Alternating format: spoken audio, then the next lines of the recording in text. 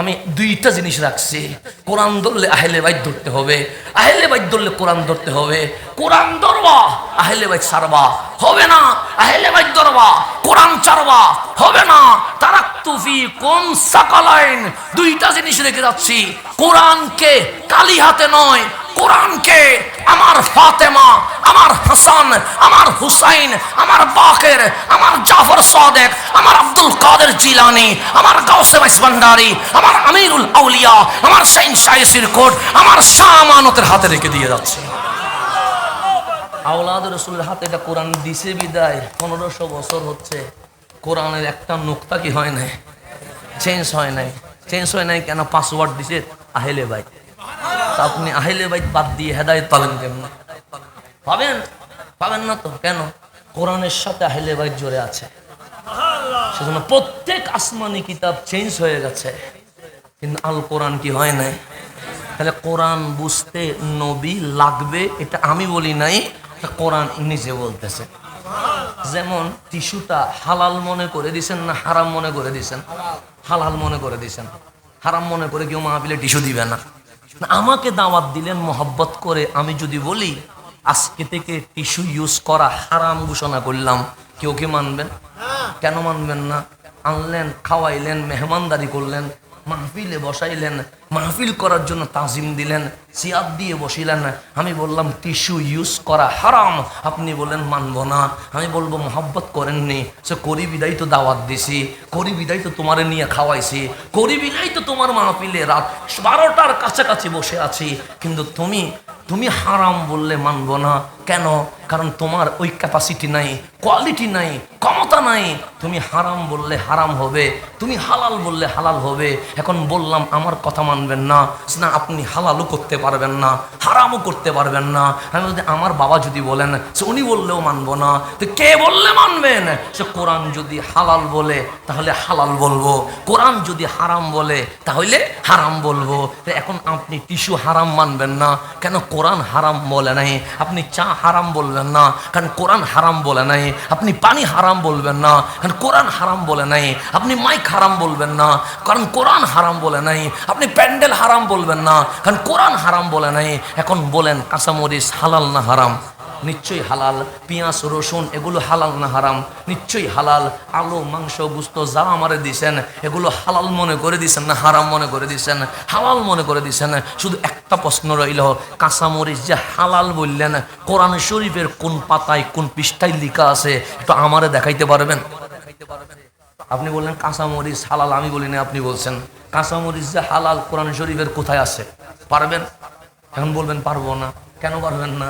আপনি বলেন কোরআন যদি হালাল বলে আমি হালাল বলবো, কোরআন যদি হারাম বলে আমি হারাম বলবো। তা আমরা কোরআন পৃষ্ঠা ফাতিহা থেকে আন-নাস পর্যন্ত প্রত্যেক আয়াত পড়লাম, কাঁচামরিচ হালাল খুঁজে পাই নাই। কোরআন রে বললাম কোরআন তুমি হালাল বললে আমি হালাল বলি, তুমি হারাম বললে আমি হারাম বলি, কিন্তু কাঁচামরিচ হালাল পাচ্ছি না। কোরআন বলে তিবিয়ানাল লিকুল্লি শাই, প্রত্যেক জিনিস কোরআনে আছে। আমি বললাম কোরআন আমি তো পাচ্ছি না। কোরআন বলে এইভাবে করলে পারবি না, কারণ তোমার চোখ এই কোরআন বুঝবে না, তোমার কান এ কোরআন বুঝবে না, তোমার অন্তর এ কোরআন বুঝবে না। তো আমি বললাম কাঁচামরিচ হালাল কোথায় পাবো? পুঁটি মাছ হালাল কোথায় পাবো? ইলিশ মাছ হালাল কোথায় পাবো? কোরআন বলে কোরআনের পৃষ্ঠা উল্লাস না, ইউহিল্লু লাহুমুত তাইয়্যিবাত ওয়া ইউহাররিমু আলাইহিমুল খাবায়েস। আমার নবীর টুটের দিকে তাকা, নবীর জবান মোবারক যা হালাল বলবে কিয়ামত পর্যন্ত হালাল, আমার নবী যা হারাম বলবে কিয়ামত পর্যন্ত হারাম হয়ে যাবে। একদিকে আমিরুল আউলিয়া বসে আছে, আরেকদিকে সৈয়দুল শুহাদার আলোচনা হচ্ছে। এমন রুহানি মাঠে বসে আছি, কিছু জায়গায় আমরা মাহফিল করতে যাই আর কিছু জায়গায় আমরা ফয়েজ নিতে যেতে হয়। তো আমিরুল আউলিয়ার এই জাতে ডেলিভারি দিতে আসি নাই, কারণ যাদের ফয়েজ নিয়ে চলতে হয় তাদের দরবারে জাহের প্রকাশ হওয়ার জন্য আসে না। আউলিয়ার দরবার আদবের দরবার, যে যত বেশি ঝুঁকতে পেরেছে সে তত বেশি সম্মানিত হয়ে গেছে।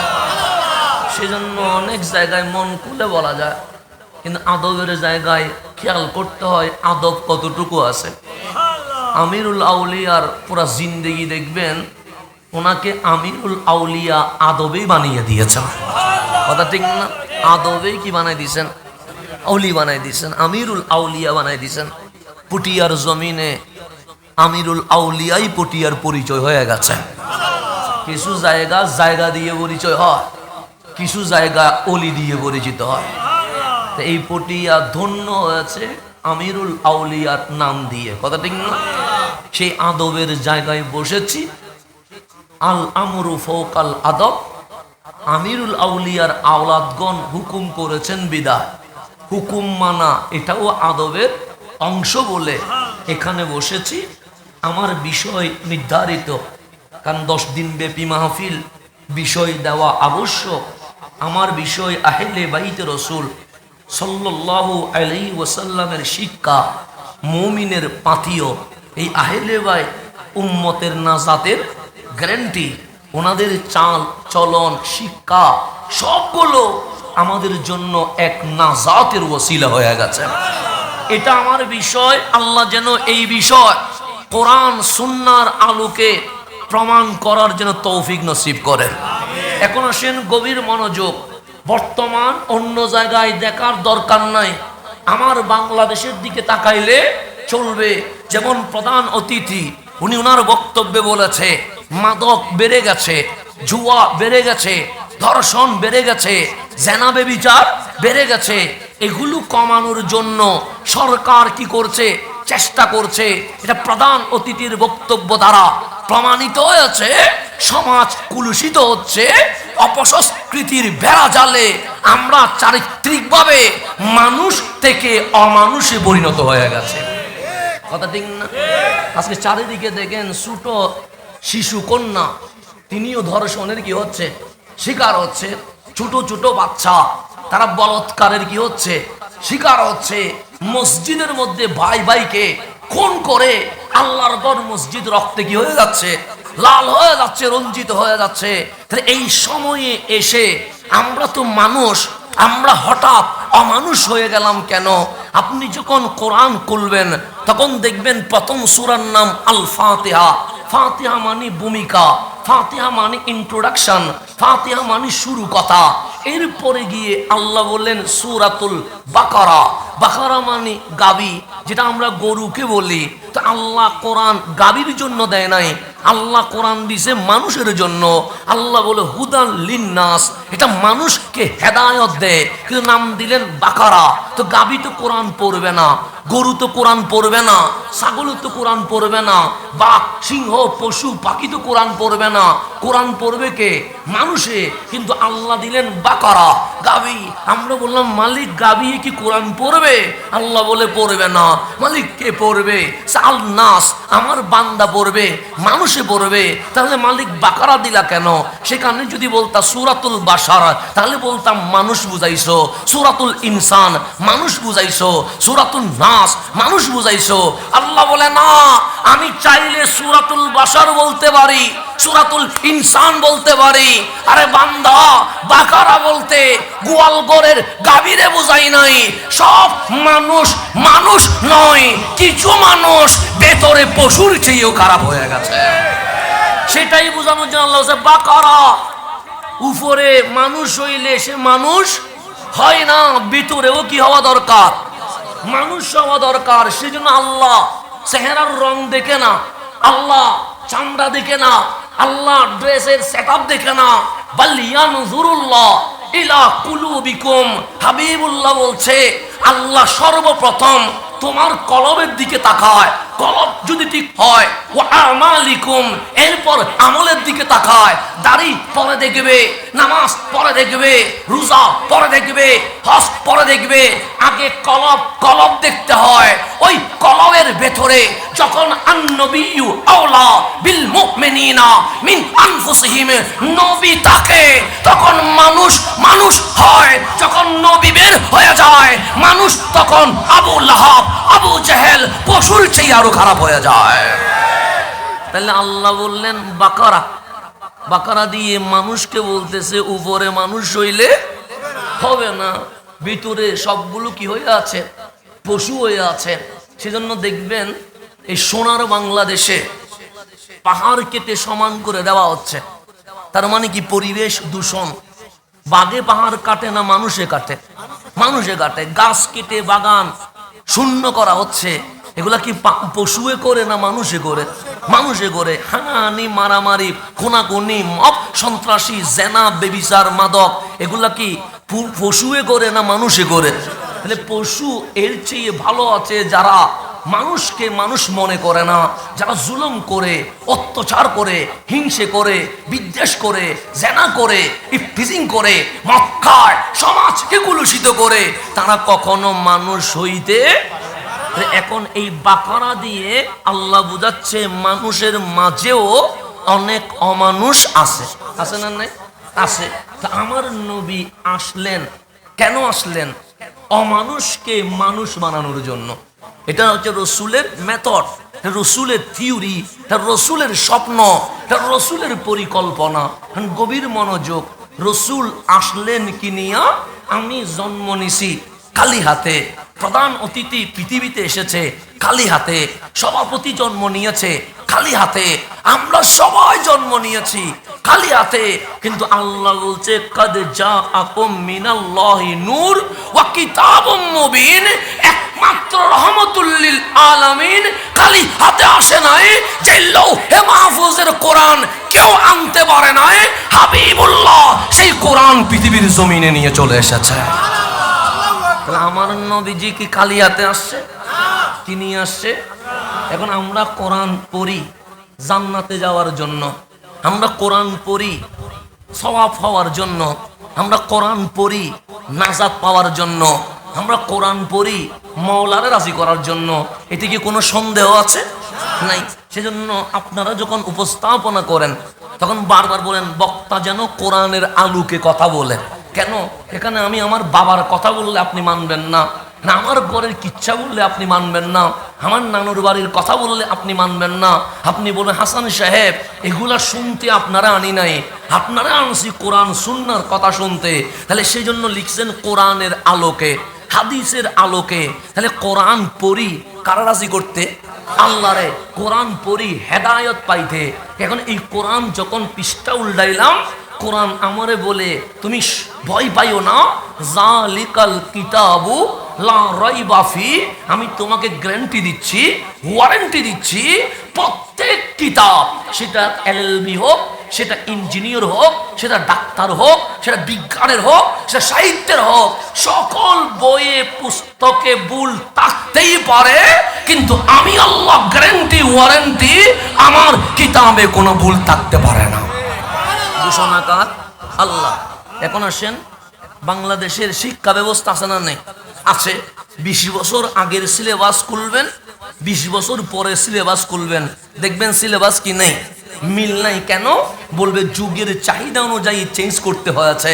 আপনি সংবিধান উল্টাবেন, 20 বছর আগে অনুচ্ছেদ ছিল একটা, এখন আসি অনুচ্ছেদ কি করতে হয়েছে? চেঞ্জ করতে হয়েছে। কেন? বলছে যুগের চাহিদা পরিস্থিতি বুঝে অনুচ্ছেদ এটা কি করতে হয়েছে? চেঞ্জ করতে হয়েছে। বাংলাদেশের ল খুলবেন, আইন খুলবেন, দেখবেন 10 বছর আগের আইন একরকম ছিল, এখন আইন গিয়ে আবার কি হয়ে গেছে? চেঞ্জ হয়ে গেছে। কেন? সে পৃথিবী যখন আপডেট হচ্ছে, এখন আইন এটা চেঞ্জ করার কি আছে? দরকার আছে। ডাক্তারের চিকিৎসা বিজ্ঞান খুলবেন, 20 বছর আগের মেডিসিন আর এখনের মেডিসিন দেখবেন কোনো মিল নাই। আগে ট্রাফি মানুষ চিনে নাই, এখন কেমোথেরাপি, রেডিওথেরাপি। কিন্তু চিকিৎসা চেঞ্জ হইল কেন? সে মেশিন বিজ্ঞান যত আপডেট হচ্ছে, চিকিৎসা তত বেশি কি হচ্ছে? আপডেট হচ্ছে। 20 বছর আগের বিল্ডিং দেখবেন, এখন ইঞ্জিনিয়ার বলবে না না এখন অনেক কাজ করতে হবে, ফাইলিংস করতে হবে। 20 বছর আগে এগুলা কেউ শুনেও নাই, চেঞ্জ হয়ে গেছে। পৃথিবীতে বাংলা বলেন, আরবি বলেন, ইংরেজি বলেন, ফার্সি বলেন, সাহিত্য চেঞ্জ হয়ে গেছে, কবিতা চেঞ্জ হয়ে গেছে, মেডিসিন চেঞ্জ হয়ে গেছে, বিল্ডিং বানানোর পদ্ধতি চেঞ্জ হয়ে গেছে। আমার আল্লাহ বলে কোরআনে সন্দেহ নাই। প্রমাণ কি? আরে 100 বছর আগের বিজ্ঞানের বই খোল, 100 বছর পরের বিজ্ঞানের বই খোল, দেখবি সূত্র চেঞ্জ হয়ে গেছে। আরে ইঞ্জিনিয়ারের বই চেঞ্জ হয়ে গেছে, ডাক্তারের বই চেঞ্জ হয়ে গেছে, বক্তার বক্তব্যের রূপের ধরন চেঞ্জ হয়ে গেছে, কিন্তু 1400 বছর হয়ে গেছে আল কোরআনের বিসমিল্লাহর বা চেঞ্জ হয় নাই। আল কোরআন 1400 বছর ধরে চেঞ্জ না হওয়া, কোরআন হক, নবী হক, ইসলাম হক, এটার প্রমাণ হয়ে গেছে। এটা প্রমাণ হয়েছে যে কোরআন এটা কি হয় নাই, পরিণত হয়েছে। আপনি সূরা নাস কি চেঞ্জ করতে পারবেন? সূরা ইখলাস কি সামনে আনিয়ে দিতে পারবেন? সূরা ফাতিহা কি মাঝখানে আনতে পারবেন? না, আল্লাহ বলে পারবি না। কেন? এটাই আমার চ্যালেঞ্জ। 1400 বছর চলে গেছে, দেখবেন পটিয়ার অসংখ্য অগাধ ঘাট হয়ে গেছে, অনেক জমিন পানিতে চলে গেছে, আর পানির জমিন চরে রূপান্তরিত হয়ে গেছে, কিন্তু আমার মালিক বলে এক কোরআন তোর মাঝে দিয়েছি। পুরা ওয়ার্ল্ড কোরআন নিয়ে গবেষণা করছে, কিন্তু একটা আয়াত সামনে থেকে পিছনে নেওয়ার সুযোগ নাই, মাঝখান থেকে উপরে তোলার কোনো সুযোগ নাই। এই চেঞ্জ না হওয়া এটাই হক বলে কি হয়ে গেছে, প্রমাণ হয়ে গেছে। আমি বললাম কোরআন তোমার মাঝে সন্দেহ নাই, আমি বুঝে পেলাম যুক্তি দিয়ে, বিবেক দিয়ে, দলিল দিয়ে, প্রমাণ দিয়ে, বাস্তবতা দিয়ে কোরআন তুমি কি করতে পারো। কোরআন বলে হুদান লিল মুত্তাকিন, আমি মুত্তাকিরে হেদায়েত দিতে পারি। কোরআন বলে নাই হুদান লিল ইনসান, কোরআন বলে নাই হুদান লিল বাশার, কোরআন বলছে হুদান লিল মুত্তাকিন, যারা মুত্তাকি। সেজন্য মুত্তাকিটা কোথায়? সুখে না, না কপালে সিজদার দাগে না, না তার দাড়িতে না, না তার জুব্বায় না। আমার রাসূল বলে আত্তাকওয়া হা হুনা, আত্তাকওয়া হা হুনা। আশারান নবী সাল্লাল্লাহু আলাইহি ওয়াসাল্লাম ইলা সাদরিহি সালাসা মাররাত। আমার কামলি ওয়ালা তাকওয়া এটা চামড়ায় নয়, তাকওয়া এটা কলবে কলবে। যার কলবে তাকওয়া যত বেশি হবে, ওই কলবের চোখ দিয়ে আমার নবীর দিদার হইতে থাকবে। কলবটা নূর করা দরকার আছে। এগুলো তো তরিকতের মাহফিল, অনেকে এগুলো মানতেই চাইবে না, তাকে আমি জোর করে তার মানাইতে পারবো না। কথা ঠিক না? যে মানতে চাই না তার কি জোর করে মানাইতে পারবেন না? তাকওয়া কোথায়? আমার রাসূলের ভিতরে ভিতরে। এখন কলব এটাকে আমি কাটি ধরে বের করতে পারবো না? আপনি যদি বলেন কলব মানি না, অনেকে আছে কলব এটা মাথার উপর নিয়ে বসে আছে, এরকমও বাংলাদেশে আছে না? নাই আছে। বলছেন কলব এটা কিসের উপরে আছে? মাথার উপর আছে। তো আমি চিন্তা করলাম উনি কলম মাথার উপর তুলছে কেন? রসুল বলে বাম দিকের আস্তনের 2 আঙ্গুল কোথায়? নিচে, হা হোনা। আর বাংলাদেশে বলতেছে কলব এটা মাথার উপরে। আমি বললাম মাথার ভিতরে কলব ঢুকলো কেন?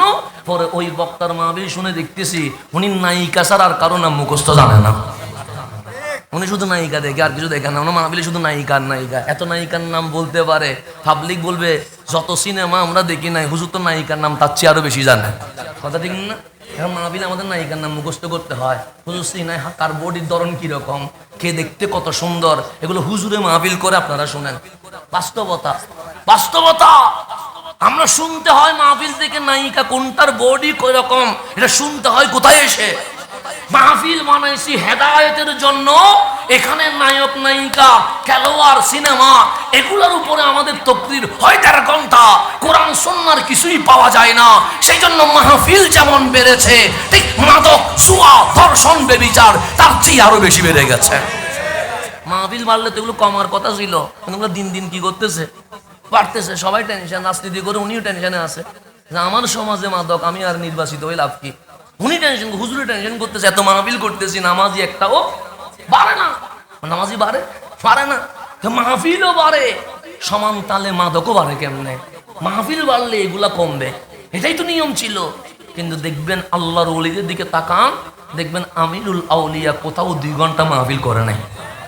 খেয়াল করে দেখেন, যত আল্লাহর ওলি খেয়াল করে দেখেন 2 ঘন্টা। আমি 2 ঘন্টা করছি, আমি 2 ঘন্টা করি, একটা বেনামাজিতে কি বানাইতে পারি নাই, নামাজি বানাইতে পারি নাই।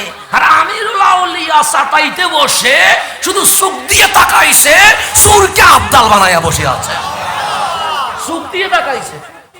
আমি 2 ঘন্টা মাহফিল করে বেনামাজি কি বানাইতে পারি নাই, নামাজি বানাইতে পারি নাই। চিল্লায়া আমি হয়রান হয়ে গেছি, জুব্বা ভিজিয়ে ফেলছি, কিন্তু হেদায়েত আসে না। আর উনি বসে আছে চাটাইতে, ওনার জন্য চেয়ারও দেওয়া হয় নাই, মাইকও দেওয়া হয় নাই, সাউন্ড বক্স দেওয়া হয় নাই, মাইকও দেওয়া হয় নাই। উনি শুধু বসে আছে, চোখ বন্ধ করে নিচে। হঠাৎ চোখ তুললেন, আসলো চোর বা ডাকাত, তাকাইলেন, এমন তাকাইলেন, আসলেন চোর, বের হলেন কুতুব হইয়া।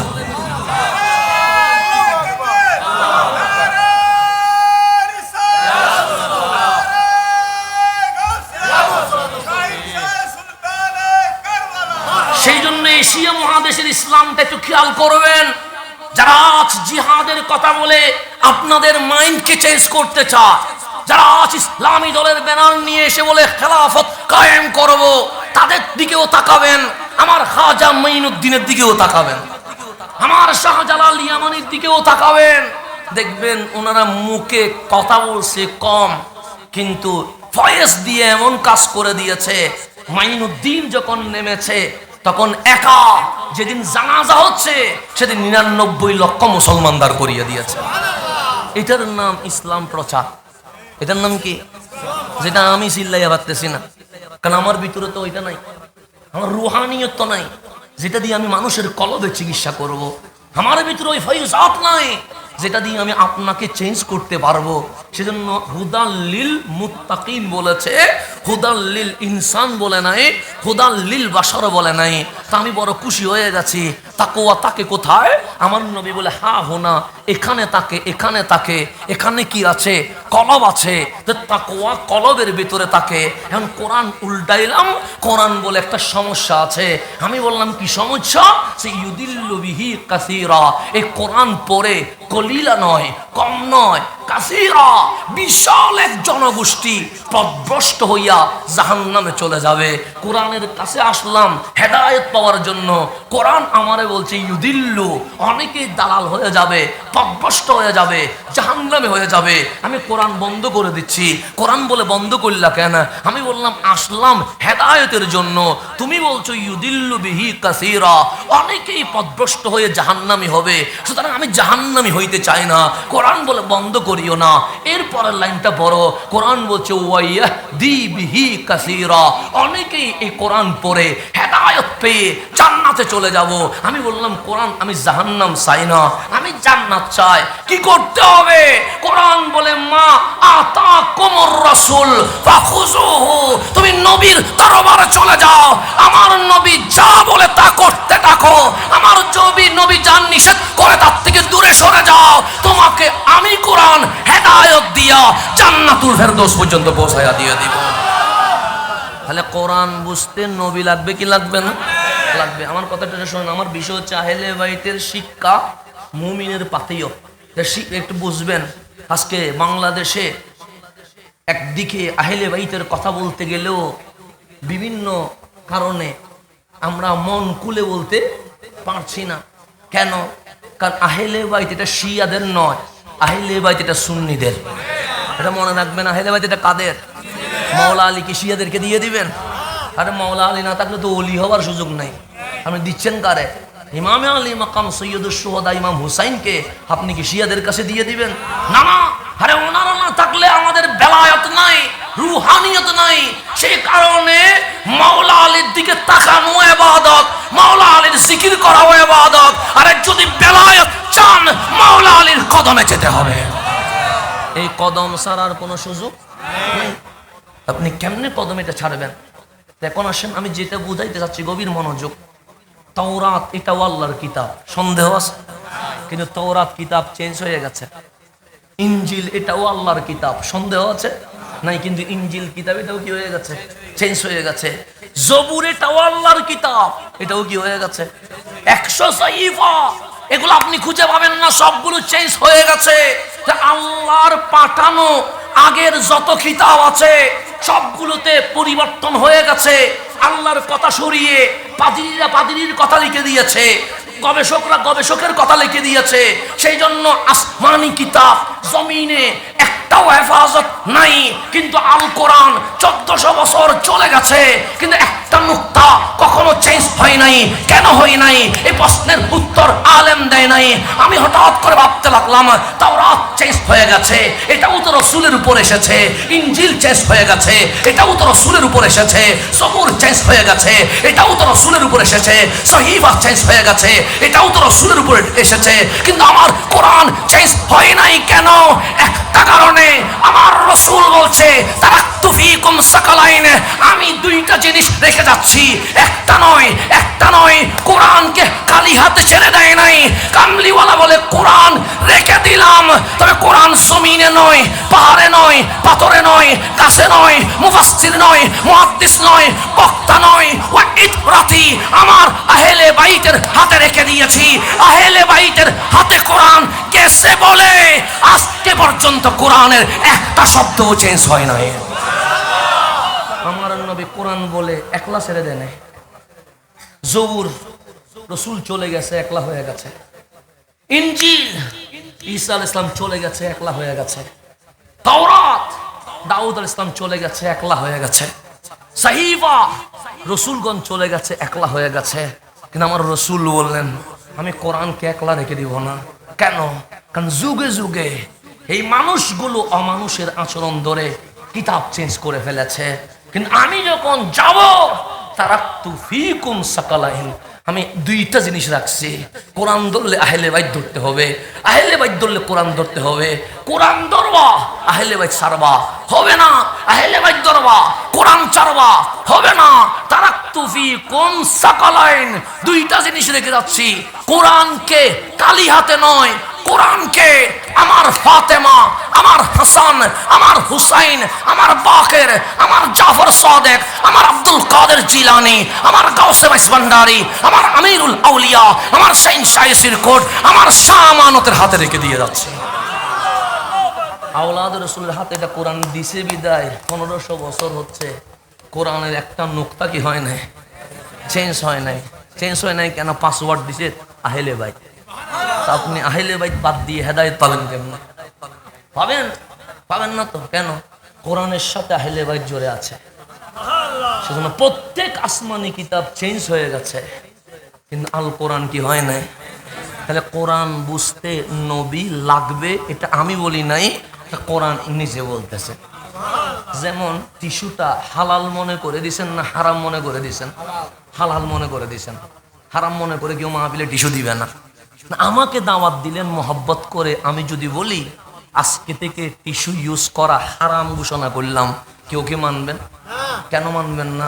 আনলেন, খাওয়াইলেন, মেহমানদারি করলেন, মাহফিলে বসাইলেন, মাহফিল করার জন্য তাজিম দিলেন, সিয়াদ দিয়ে বসিলেন। আমি বললাম টিস্যু ইউজ করা হারাম, আপনি বললেন মানব না। আমি বলবো মোহাব্বত করেননি, সে করি বিদায় তো দাওয়াত দিছি, করি বিদায় তো তোমারে নিয়ে খাওয়াইছি, করি বিদায় তো তোমার মাহফিলে রাত 12টার কাছাকাছি বসে আছি, কিন্তু তুমি হারাম বললে মানব না। কেন? কারণ তোমার ওই ক্যাপাসিটি নাই, কোয়ালিটি নাই, ক্ষমতা নাই। তুমি হারাম বললে হারাম হবে, তুমি হালাল বললে হালাল হবে। এখন বললাম আমার কথা মানবেন না, না আপনি হালালও করতে পারবেন না, হারামও করতে পারবেন না। আমি যদি আমার বাবা যদি বলেন সে উনি বললেও মানবো না, তো কে বললে মানবেন? সে কোরআন যদি হালাল বলে তাহলে হালাল বলবো, কোরআন যদি হারাম বলে তাহলে হারাম বলবো। তো এখন আপনি টিস্যু হারাম মানবেন না, কেন? কোরআন হারাম বলে নাই। আপনি চা হারাম বলবেন না, কারণ কোরআন হারাম বলে নাই। আপনি পানি হারাম বলবেন না, কারণ কোরআন হারাম বলে নাই। আপনি মাইক হারাম বলবেন না, কারণ কোরআন হারাম বলে নাই। আপনি প্যান্ডেল হারাম বলবেন না, কারণ কোরআন হারাম বলে নাই। এখন বলেন কাঁচামরিচ হালাল না হারাম? নিশ্চয়ই হালাল। পেঁয়াজ রসুন এগুলো হালাল না হারাম? নিশ্চয়ই হালাল। আলু মাংস গুস্ত যা আমারে দিছেন এগুলো হালাল মনে করে দিছেন না হারাম মনে করে দিছেন? হালাল মনে করে দিছেন। শুধু একটা প্রশ্ন রইল, কাঁচামরিচ যে হালাল বললেন, কোরআন শরীফের কোন পাতায় কোন পৃষ্ঠায় লেখা আছে একটু আমারে দেখাইতে পারবেন?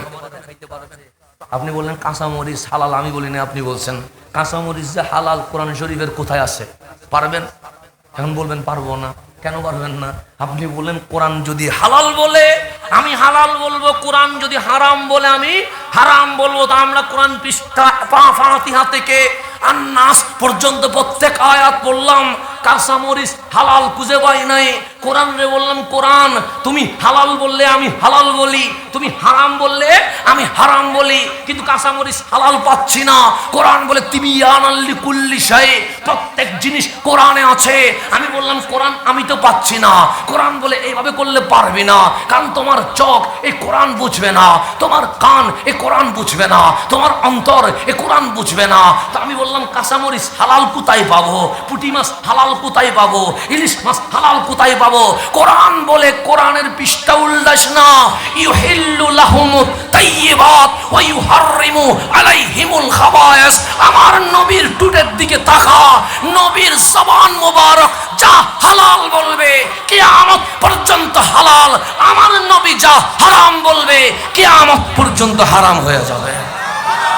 ঘোষণাকার আল্লাহ। আল্লাহ আমার আল্লাহর নবীর কোরআনে কথা বলছে, ইউহিল্লু লাহুমুত তাইয়্যিবাত। ইউহিল্লু মানে রাসূল হালাল করেন, লাহুম মানে উম্মতের জন্য, আত-তাইয়্যিবাত স্বাস্থ্যকর ভালো পবিত্র জিনিসগুলো হালাল করে দেন।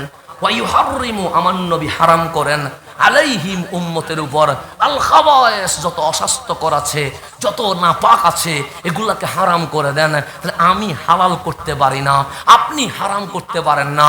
উম্মতের ক্ষমতা যেখানে শেষ, আমার নবীর ক্ষমতা সেখানে শুরু হয়ে গেছে। তাহলে কোরআন বুঝতে নবী লাগবে, এতে কোনো সন্দেহ আছে? নাই। কোরআন আগে না নবী আগে? নবী আগে। তো কোরআন আসছে তো 40 বছর পরে, 40 বছর আগে রসুল আসছে, কথা ঠিক না? আমি যদি বলি প্রধান অতিথি আগে না প্রধান অতিথির আম্মা জান আগে, তাহলে কি বলবেন? প্রধান অতিথির আম্মা জান আগে। আম্মা না আসলে ফুল আসবে কেমনে? আমার বাবা আগে না আমি আগে? নিশ্চয়ই আমার বাবা আগে, এরপর আমি, এরপর আমার ছেলে। ধারাবাহিকতা আছে না? নাই, আছে। আল্লাহ বলে কাদ জাআকুম মিনাল্লাহি নূর, আগে নবী আসছে, ওয়া কিতাবুম মুবিন, পরে কিতাব আসছে। হ্যাঁ, কোরআন আসলেন 40 বছর পরে। 40 বছর আগে রসুল আসলেন, তো রসুল আসলেন আগে, কোরআন আসলেন পরে। কারণ কি? কেন কোরআন আগে আসে নাই? কোরআন এই জন্য আগে আসে নাই, রসুল আসলেন, এই জমিনে হাঁটলেন, এই জমিনে বসলেন, এই জমিনে কথা বললেন, এই জমিনে লেনদেন করলেন, এই জমিনে সংসার করলেন। 40 বছর মক্কার মানুষ রসুলকে দেখেছে। আবু লাহাবের মতো মানুষ বলতে বাধ্য হয়েছে সবার ভুল থাকতে পারে, ওনার কোনো ভুল নাই। আবু জাহেল বলতে বাধ্য হয়েছে সবার গুনাহ থাকতে পারে, ওনার কোনো গুনাহ নাই। যখন সবাই সাক্ষী দিয়েছে উনি আল আমিন, উনি as-সাদিক, উনি আল মাসুম, 40 বছর পরে লৌহে মাহফুজের কোরআন ডাইরেক্ট আমার নবীর বক্ষ মোবারকে নাজিল হয়ে গেছে। কয় বছর পরে? 40 বছর পর। কয় বছর পর? আল্লাহ বলে হুয়াল্লাযী আনজালা আলাইকাল কিতাবা, তিনি সেই আল্লাহ যিনি আপনি নবীর কলবের উপরে কোরআন নাজিল করছে। কোরআন নাজিল হইল নবীর উপরে কয় বছর পর বললাম? 40 বছর পরে। কেন 40 বছর পর কোরআন নাজিল হয়েছে? আমার রসুল এমন কামলিওয়ালা নবী, যিনি আঙ্গুল তুললে চাঁদ দুটুকরো হয়ে যায়, হাত তুললে সূর্য উঠে যায়, কদম তুললে মেরাজ হয়ে যায়। জঙ্গলে গেলে জঙ্গলের বাঘ, সিংহ, হাতি, হরিণ নবীর কদমে সিজদায় লুটিয়ে যায়। এটার নাম রহমতুল লিল আলামিন। এই নবীর কোনো উপমা দুনিয়াতে আছে? আছে? নাই তো। মশা আমার শরীরে বসবে, কারণ মশা প্রধান বক্তাও চিনে না, মশা মুসল্লিও চিনে না। চিনে? চিনে এ বলবে যে রক্ত যার কাছে পাবো তার কাছে বসবো, সুতরাং আমি এখানে কত নিয়ম কানুন মানবো না। আমি প্রধান বক্তাও বুঝি না, প্রধান অতিথিও বুঝি না, আমি শ্রোতাও বুঝি না। যারে আগে পাবো তার গায়ে বসবো। এখন যদি মাহফিল কমিটি উপস্থাপক যদি মশাদেরকে বলে, হেই মশা তুই সবার গায়ে বয়, কোনো সমস্যা নাই, কিন্তু উনি বক্তা মানুষ, মেহমান মানুষ, ওনার গায়ে বসিস না, মশা কি কোনো কথা শুনবে? তাহলে মশা আমারও চিনে না, আপনারেও। এখানে যদি মাছি আসে আপনার গায়ে বসবে না, আগে আমার গায়ে বসবে, কারণ আমি যেহেতু গামছি, যেখানে অপরিষ্কার মাছি থাকে সেখানে তো গামে তো দুর্গন্ধ বের হয়, স্বাভাবিক মাছি এসে বসবে কার গায়ে? আমার গায়ে। তাহলে মশা মাছি মানুষ খারাপ করতে পারে না, কিন্তু আমার নবীর 63 বছরের জিন্দেগি দেখেন, কামলিওয়ালার শরীর মোবারকে কখনো মশা মাছি বসে নাই। কেন? মশা মাছিও জানে এটা অন্যদের মতো নয়, এই দরবারে আদব রাখতে হবে। এটা মশা মাছিও বুঝে নবীর গায়ে বসা যাবে না। এই গায়ে মশাও বসে নাই, মাছিও বসে নাই। ওনার নাম রহমতুল লিল আলামিন। মশা চিনলো, মাছিয়ে চিনলো, আমি মানুষ হয়ে নবী চিনতে পারি নাই। বাঘের সিংহ হরিণে চিনলো, আমি মানুষ হয়ে নবী চিনতে পারি নাই। 40 বছর পরে কোরআন আসছে। এখন আসেন গভীর মনোযোগ। আমার নবীর বিবির নাম আম্মা জান আয়েশা সিদ্দিকা তাহেরা রাদিয়াল্লাহু তাআলা আনহা। ওনার সাথে রসুলের বিয়ে দিয়েছেন স্বয়ং রব্বুল আলামিন। আল্লাহ নিজেই প্রস্তাব দিয়েছেন, হাবিব আপনি আয়েশাকে বিয়ে করেন। এটা প্রস্তাব দিয়েছেন কে? আল্লাহ। তা আল্লাহ যার বিয়ের প্রস্তাব দেয় উনি রহমতুল্লিল আলামিন। আম্মা জান আয়েশা বড় আলেমা ছিলেন, সেজন্য ওনাকে বলা হয় ফকিহাল উম্মা, উম্মতের ফকি। সেই আম্মা জান আয়েশা সিদ্দিকা তাহেরা বলছেন, আমি রসুলকে দিনেও দেখেছি, রাতেও দেখেছি, আমি জিহাদের ময়দানেও দেখেছি। আমি রসুলকে মিলাইতে লাগলাম, অন্ধকার মুহূর্ত চলে আসছে, পূর্ণিমার চাঁদ জলমল করছে। আমার ঘরে ছাদ নাই, আমার ঘরে খেজুর বাগানের ডাল দিয়ে বানানো, সেখানে সূর্যের আলো ঢোকে, চাঁদের ঝিলমিল আলো ঢোকে, বৃষ্টি পড়লে পানিও ঢোকে, আরে ঝড় পড়লে বৃষ্টিও ঢোকে। পূর্ণিমার চাঁদ হাসছে, আমার ঘরেও একটা চাঁদ রয়ে গেছে। আমি একবার নবীর দিকে তাকাই, আরেকবার পূর্ণিমার চাঁদের দিকে তাকাইয়া বলছি, ওগো চাঁদ তুমি সুন্দর না আমার নবীটা সুন্দর। এরকম একবার তাকাইলাম, দুইবার তাকাইলাম, তৃতীয়বার যেন মনে হচ্ছে ওই চাঁদ লজ্জা পেয়ে মেঘের অন্তরালে লুকিয়ে বলছে, আয়েশা আমি সুন্দর নয়, তোমার পাশে বসে থাকা ওই রহমতুল্লিল আলামিন সুন্দর। সেই জন্য মদিনার যুবকরা বলেছিল, তালা আল বাদরু আলাইনা, মারে ঘুম নিয়ানোর সময় বলতা, আয় আয় চাঁদ মামা টিপ দিয়ে যা। তোমরা বলতা চাঁদের চেয়ে সুন্দর আর কিছুই নাই। প্রত্যেক মা সন্তানকে চাঁদের সৌন্দর্য বর্ণনা করে, হোক সেটা বাংলাদেশে, হোক সেটা ইউরোপে, হোক সেটা এশিয়ায়, হোক সেটা আরবে, সবাই চাঁদের প্রশংসা করে। কেন? চাঁদের আলো আরামদায়ক, চাঁদের আলো মিষ্টি, চাঁদ সুন্দর করে হাসে। কিন্তু মদিনার যুবকরা যখন উটের উপর রহমতুল্লিল আলামিনকে দেখেছে, চিৎকার দিয়ে বলছে, মারে তোমরা না বলেছিলে পূর্ণিমার চাঁদ সুন্দর? খোদার কসম, তালা আল বাদরু আলাইনা, ওটা পূর্ণিমার চাঁদ নয়, উটের উপর বসে থাকা ওটাই পূর্ণিমার চাঁদ। এমন চাঁদ যেটা ইয়াসরাবকে মদিনায় মুনাওয়ারা বানিয়ে দিয়েছে।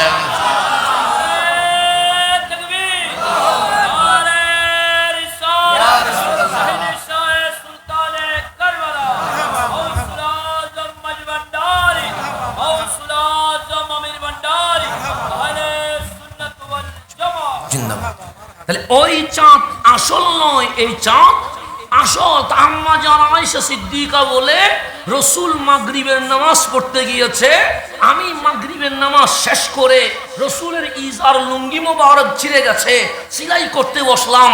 হঠাৎ এমন বাতাস, বাতাসের বাড়ির চুটে সেরাক পড়ে গেছে, আলো নিভে গেছে, হাত থেকে সুই পড়ে গেছে। রসুল আরবি নামাজ শেষ করে ঘরে ঢুকছে, কামলিওয়ালার জিসমে আতহার থেকে এমন নূর বের হয়েছে, ওই নূরের আলোতে হারিয়ে যাওয়া সুই আমি নিজে খুঁজে পেয়ে গেছি। সুতরাং আমি রসুলকে মেসাল দিতে পারবো না, আমি রহমতুল্লিল আলামিনের কোনো মেসাল দিতে পারবো না। তখন সাহাবায়ে কারাম বলেন না রসুল কার মতো? সূর্যের মতো বললে ভুল হবে, চাঁদের মতো বললে ভুল হবে, মানুষের মতো বললে ভুল হবে, সৃষ্টির মতো বললে ভুল হবে। তোমাদের হাতে কি কোরআন আছে? নি সে আছে তো। কোরআন হাঁটতে দেখেছো? দেখি নাই। বসতে দেখেছো? দেখি নাই। কান্না করতে দেখেছো? দেখি নাই। কথা বলতে দেখেছো? দেখি নাই।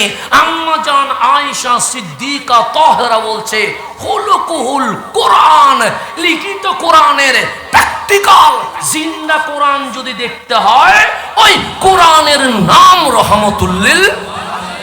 সেই জন্য নবী মানার নাম কোরআন মানা। নবী মানার নাম।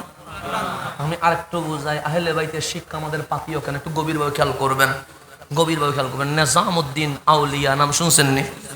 নিজামউদ্দিন আউলিয়া শুনছেন নাম? অবশ্যই তরিকত যারা মানে ওরা নিজামউদ্দিন বললে মনটা ঠান্ডা হয়ে যায়, স্বাভাবিক। মাহবুবে ইলাহি, যার নাম কি? মাহবুবে ইলাহি। তার আগে একটু ঘটনা বললে আমি এই জায়গায় আসছি। মুসা আলাইহিস ইসলামের নাম শুনছেন নি? শুনছেন তো। কোরআনের প্রায় ৩-৪ পৃষ্ঠা উল্টাইলে মুসা আলাইহিস ইসলামের নাম খুঁজি পাওয়া যায় কি যায় না? যায়। উনি আল্লাহর দরবারে দোয়া করলেন, আল্লাহ ফেরাউনের কপালে হেদায়েত নাই, শত চেষ্টা করলাম, কৌলে লাইন সুন্দর ভাষায় কথা বললাম, কিন্তু ও আনা রব্বুকুমুল আলা থেকে চেঞ্জ হয় না, ও শুধু নিজের রব ডাকে। আল্লাহ বলে কি চাও? হেদায়ত নাই সেটা তো আমিও জানি। কালিম বলে ওরে ধ্বংস করবা, শুধু তাই নয়, ওর যত সৈন্য আছে সবাইরে ধ্বংস করে দিতে হবে। আল্লাহ বলে আমার মুসা দোয়া করেছে, আমি কখনো ফেরত দিতে পারবো না। দোয়া কি হয়ে গেছে? কবুল হয়ে গেছে। মুসা আলাইহিস সালাম ওনার উম্মত নিয়ে ফেরাউনের লাস্টবারের মতো দাওয়াত দিতে গেছে। এই ফেরাউন, আমি মুসা আর বারবার আসবো না, এটা লাস্ট সুযোগ, তোকে আমি দাওয়াত দিচ্ছি লা ইলাহা ইল্লাল্লাহ। ফেরাউন বলে এটা তোমার জন্য লাস্ট সুযোগ, এবার আর বাঁচার কোনো সুযোগ নাই। এই ফেরাউন তার সৈন্যবাহিনী নিয়ে মুসা আলাইহিস সালামকে দৌড়ানো শুরু করছে। মুসা আলাইহিস সালাম উম্মত নিয়ে দৌড় দিছে। দৌড়তে দৌড়তে দৌড়তে দৌড়তে মারাজাল বাহরাইনে ইয়ালতাকিয়ান, যেটাকে মাছ মাউল বাহরাইন বলা হয়, নীল নদ আর ভূমধ্য সাগরে যেখানে মিলে গেছে, ওই জায়গায় যখন আসলেন দেখলেন সামনে পানি আর পানি, পিছনে ফেরাউন আর সৈন্যবাহিনী। সামনে গেলেও বিপদ, পিছনে গেলেও বিপদ। এখন আল্লাহরে ডাক দিলেন, মালিক তোমার দোয়া করলাম ইতেরে শেষ করে দেওয়ার জন্য, এখন তো উল্টা দেখি আমি বিপদে পড়ে গেছি। পিছনে ফেরাউন বাহিনী নিয়ে আসতেছে, সামনে পানি ছাড়া আর কোনো উপায় নাই। আল্লাহ বলে মুসা হাতে কি? মুসা বলে হাতে লাঠি। সে বাড়ি দাও না, দিলেন বাড়ি। সমুদ্রের মাঝখানে রুট হয়ে গেছে। সমুদ্রের মাঝখানে কি হয়ে গেছে? মুসা আলাইহিস সালাম উম্মত নিয়ে পার হয়ে গেছে। মুসা আলাইহিস সালাম চলে গেছে। কারণ ফেরাউন আসি নীল নদ আরো ভূমধ্য সাগর করে সত্তরে গোড়াকে থামিয়ে দিছেন। পিছনের সৈন্যরা বলে সামনে যান না। ফেরাউন বলে মুসার বানানো রাস্তায় ওটা ঠিক হবে না, কারণ বুঝি গেছে এখানে উঠলে কি আছে, জামিলা আছে। এখন আশেপাশের মন্ত্রীরা বলতেছে মুসা আলাইহিস সালাম যদি লাঠির বাড়ি দিয়ে রাস্তা বানাইয়া পার হইতে পারে, আর আপনি যদি রেডি করা রাস্তায় উঠি পার হইতে না পারেন, আপনার রব ডাকে কি হবে? এখন বাজি গেছে নে, এখন বেচারার ইয়ার মধ্যে চামড়ার মধ্যে লাগিয়ে গেছে। যে এমন কথা বলছে, পিছনে গেলে তো ইজ্জত সম্মান কি হয়ে যাবে, মাটি হয়ে যাবে। কারণ এটা তো বলছে মুসা আলাইহিস সালাম যদি লাঠির বাড়ি মারি রাস্তা হয়ে ওই পারে চলে যেতে পারে। উনি তো আল্লাহ বলে নাই, উনি তো বলছে রাসূলুল্লাহ, আর আপনি তো বলছেন আনা রব্বুকুমুল আলা। মুসার বানার রাস্তা দিয়ে পার হইতে না পারলে রব হইবেন কেমনে? ফেরাউনের মাথা গরম হয়ে গেছে, বুড়া তুলে দিচ্ছে রাস্তায়, সৈন্য সহ উঠে গেছে। মাঝখানে যাইতে দেরি আল্লাহ রাস্তা পানির সাথে মিশিয়ে দিয়েছে। ফেরাউন সৈন্য সহ নদীর ভেতরে ডুবে গেছে। আল্লাহ সবাইরে সুবায়া সুবায়া মারতে লাগলেন। কালিম পিছনে তাকিয়ে আছে, দেখতেছে কিভাবে তারা মরে। দেখলেন ফেরাউনও মরে যাচ্ছে, ফেরাউনের সৈন্যও মরে যাচ্ছে। কিন্তু হঠাৎ লক্ষ্য করলেন ওই হাজারো সৈন্যের মাঝে 20-25 জন সৈন্য ওই পারে উঠে যাচ্ছে। মুসা আলাইহিস সালাম রাগ করে ফেলেছে, চেহারা লাল হয়ে গেছে, চোখের মধ্যে পানি টলটল করছে। আল্লাহ ডাক দিলেন, ওরে আমার মুসা, আজ তোমার দুয়ার বাস্তবতা আমি তোমার সামনে উপস্থাপন করলাম। ফেরাউনকে মেরে ফেলেছি, ফেরাউনের সৈন্যকে মেরে ফেলেছি, তুমি খুশি নি? কালিম বলেন মালিক বড় খুশি, কিন্তু মুখের মধ্যে কোনো হাসি নাই। আল্লাহ বলেন আমার মুসা মনে হয় রাগ করেছে। কালিম বলে রাগ করি নাই, কিন্তু চোখের মধ্যে পানি জমে গেছে, চেহারা লাল হয়ে গেছে। আল্লাহ বলেন আমার মুসা রাগ করলে আমার কিন্তু ভালো লাগে না। কালিম বলেন মওলা সব কথা রাখলা, কিন্তু একটা কথা তো রাখলা না। আল্লাহ বলে কোন কথা রাখি নাই? আমি মুসা দোয়া করেছি ফেরাউন তার সমস্ত সৈন্যরে পানিতে চুবাইয়া মারবেন, কিন্তু দেখলাম 20-25 জন তো উঠে যাচ্ছে, পার হয়ে যাচ্ছে। আল্লাহ বলে তাই বলে মুসা রাগ করেছে? কালিম বলেন হ্যাঁ তাই রাগ করেছে। আল্লাহ বলে ওগো আমার মুসা, সবাইকে আমি শেষ করে দিয়েছি, কিন্তু এই 20-25 জনকে আমি শেষ করতে পারি নাই, তাদেরকে আমি বাঁচিয়ে দিয়েছি। কেন জানো? মুসা বলে মালিক আমি জানি না। আল্লাহ বলে ওর মাথার দিকে তাকাও। ওদের মাথার দিকে তাকাইলেন, সে কি দেখা যায়? সে পাগড়ি দেখা যায়। ওদের শরীরের দিকে তাকাও, তাকাইলেন কি দেখা যায়? সে জুব্বা দেখা যায়। তাদের হাতের দিকে তাকান, তাকাইলেন কি দেখা যায়? সে লাঠি দেখা যায়। ওগো আমার মুসা, হ্যাঁ তারা ফেরাউনের সৈন্য কাফের মুশরিক, কিন্তু আজকে যখন তারা গর্ত থেকে বের হয়েছে আমার মুসার মতো পাগড়ি পরেছে, আমার মুসার মতো জুব্বা পরেছে, আমার মুসার মতো হাতে লাঠি নিয়েছে, যে আমার মুসার মতো সাজে আমি তারে গজব দিতে পারি না। কে বলল? আসলে কাফের মুশরিক, কিন্তু সাজছে কার মতো? আমরা মুসলমান হয়ে মাঝে মাঝে নেইমারের মতো সাজি না? সাজি তো। মেসির মতো সাজি না? সাজি তো। শাহরুখ খানের মতো সাজি না? সাজি তো। আমার রমজান আসলে অনেক মা বোন ইন্ডিয়ান নায়িকাদের কাপড় কেনার জন্য আত্মহত্যাও করে, এরকম আছে না নাই? আছে তো মুসলমানের ছেলে হয়ে যদি কাফের মুশরিকের মতো সাজতে পারে, কাফের মুশরিকও তো মুসলমানের মতো সাজতে পারে, পারে না? পারে। আপনি জাপানে গিয়ে দেখবেন প্রায় মানুষ, পুরুষ মানুষ টাকনুর উপরে কাপড় পরে, তো ও তো নবীর মতো সাজতে চেষ্টা করতেছে, কারণ ও জানে টাকনুর উপর কাপড় পরলে এটা বিজ্ঞানেরও কি আছে, হেকমত আছে, তো এটা তো ও জানে। তো শানে বিদায় ও কি করছে, টাকনুর উপর কি করছে? রবীন্দ্রনাথও দাঁড়িয়ে রাখছে তো, নাকি রাখছে না? রাখছে তো। তো কেউ বেঈমান হয়ে মুসলমানের অনুসরণ করে, কেউ মুসলমান হয়ে বেঈমানের কি করে অনুসরণ করে। আমি ফতোয়া দিতে যাচ্ছি না, কারণ আমি যদি এখন আর্জেন্টিনার খেলা দেখা হারাম বলি, যারা আর্জেন্টিনার পক্ষে ওরা আমার বিরুদ্ধে বিদ্রোহ করবে। এখন যদি বলি ব্রাজিলের খেলা দেখা হারাম, তাহলে ব্রাজিল যারা আছে ওরা আমার বিরুদ্ধে বিদ্রোহ করবে। সুতরাং বিদ্রোহ করার দরকার নেই, আপাতত আমাদের সমঝোতায় আসা দরকার। কথা নিয়েছেন? আপাতত কি আসা দরকার? সমঝোতায় আসেন, অসুবিধা নেই, সমঝোতায় চলে আসেন। আপাতত বিদ্রোহ না করি, কারণ পরে একটা জামিলা বাজায় দিব, পরে ফটিয়াতে ব্যানার নিয়ে লাগিয়ে যাবেন। এখন তো আন্দোলন করাও সহজ হয়ে গেছে, দাম দাম দাম দাম করে বলবেন হাসান আজহারি আর্জেন্টিনার ব্রাজিলের বিরুদ্ধে ফতোয়া দিছে, ওরা দর বাঁধ, মারলে মার, যা করা তা কর, কারণ সে কিসের বিরুদ্ধে ফতোয়া দিয়েছে? আমার প্রিয় দলের বিরুদ্ধে ফতোয়া দিছে। তো আলেমরাও কিছু কিছু জায়গায় খুবই বাড়াবাড়ি করতেছে, যেটা আমাদের জন্য কিনা মানানসই নয়। একজন বক্তা মাহফিল করতেছে টিস্যু দিয়ে ইস্তেঞ্জা করা জায়েজ আছে, আর্জেন্টিনার ব্রাজিলের পতাকা দিয়ে ইস্তেঞ্জা করাও হারাম ঘোষণা করতেছে। তো এইটা কইগুলা করলে মানুষ ইসলাম নিয়ে হাসাহাসি করবে, মানুষ ইসলামকে মস্কারি মনে করবে। অতিরঞ্জিত করা যাবে না, আবার অতি নিম্ন করা যাবে। আমরা আমরা মধ্যম পন্থা মানুষ, আমরা অতি উগ্র হব না, আবার আমরা আকীদা রক্ষায় অতি নরম হব না। আমরা ইসলামের জন্য সময়ে সময়ে ইমাম হাসানের মতো নরম হতে হবে, আবার এজিদ যখন জেগে উঠবে ইমাম হুসাইনের মতো রক্তও দিতে হবে। দুইটা লাগবে, নরমও হইতে হবে আবার গরমও হইতে হবে। ইসলামের স্বার্থে আমরা মাঝে মাঝে ইমাম হাসানের মতো কি হবো, নরম হবো। কিন্তু বেশি নরম হইতে যাই যদি দেখি এজিদ তো সব কি করে ফেলতেছে, দখল করে ফেলছে, তখন আমার হুসাইনের মতো গর্জন দিতে হবে। দুইটাই অতিরঞ্জিত করা যাবে না, আবার অতি একদম নরম হয়ে সব ছেড়ে দিবেন, এটা হওয়া যাবে না। সেই জন্য মাঝে মাঝে আমরা বেশি নরম হয়েছি বিদায় তারা মাজারের দেওয়ালে আঘাত করার সুযোগ পেয়েছে, আর সুযোগ দেওয়া যাবে না। এবার হুসাইনের মতো জেগে উঠতে হবে। আমরা তারপরেও তাদেরকে কিছু অফার দিছি, যারা মাজার ভাঙ্গে ওদের কিছু অফার আমি দিছি। কি অফার দিছি জানেন?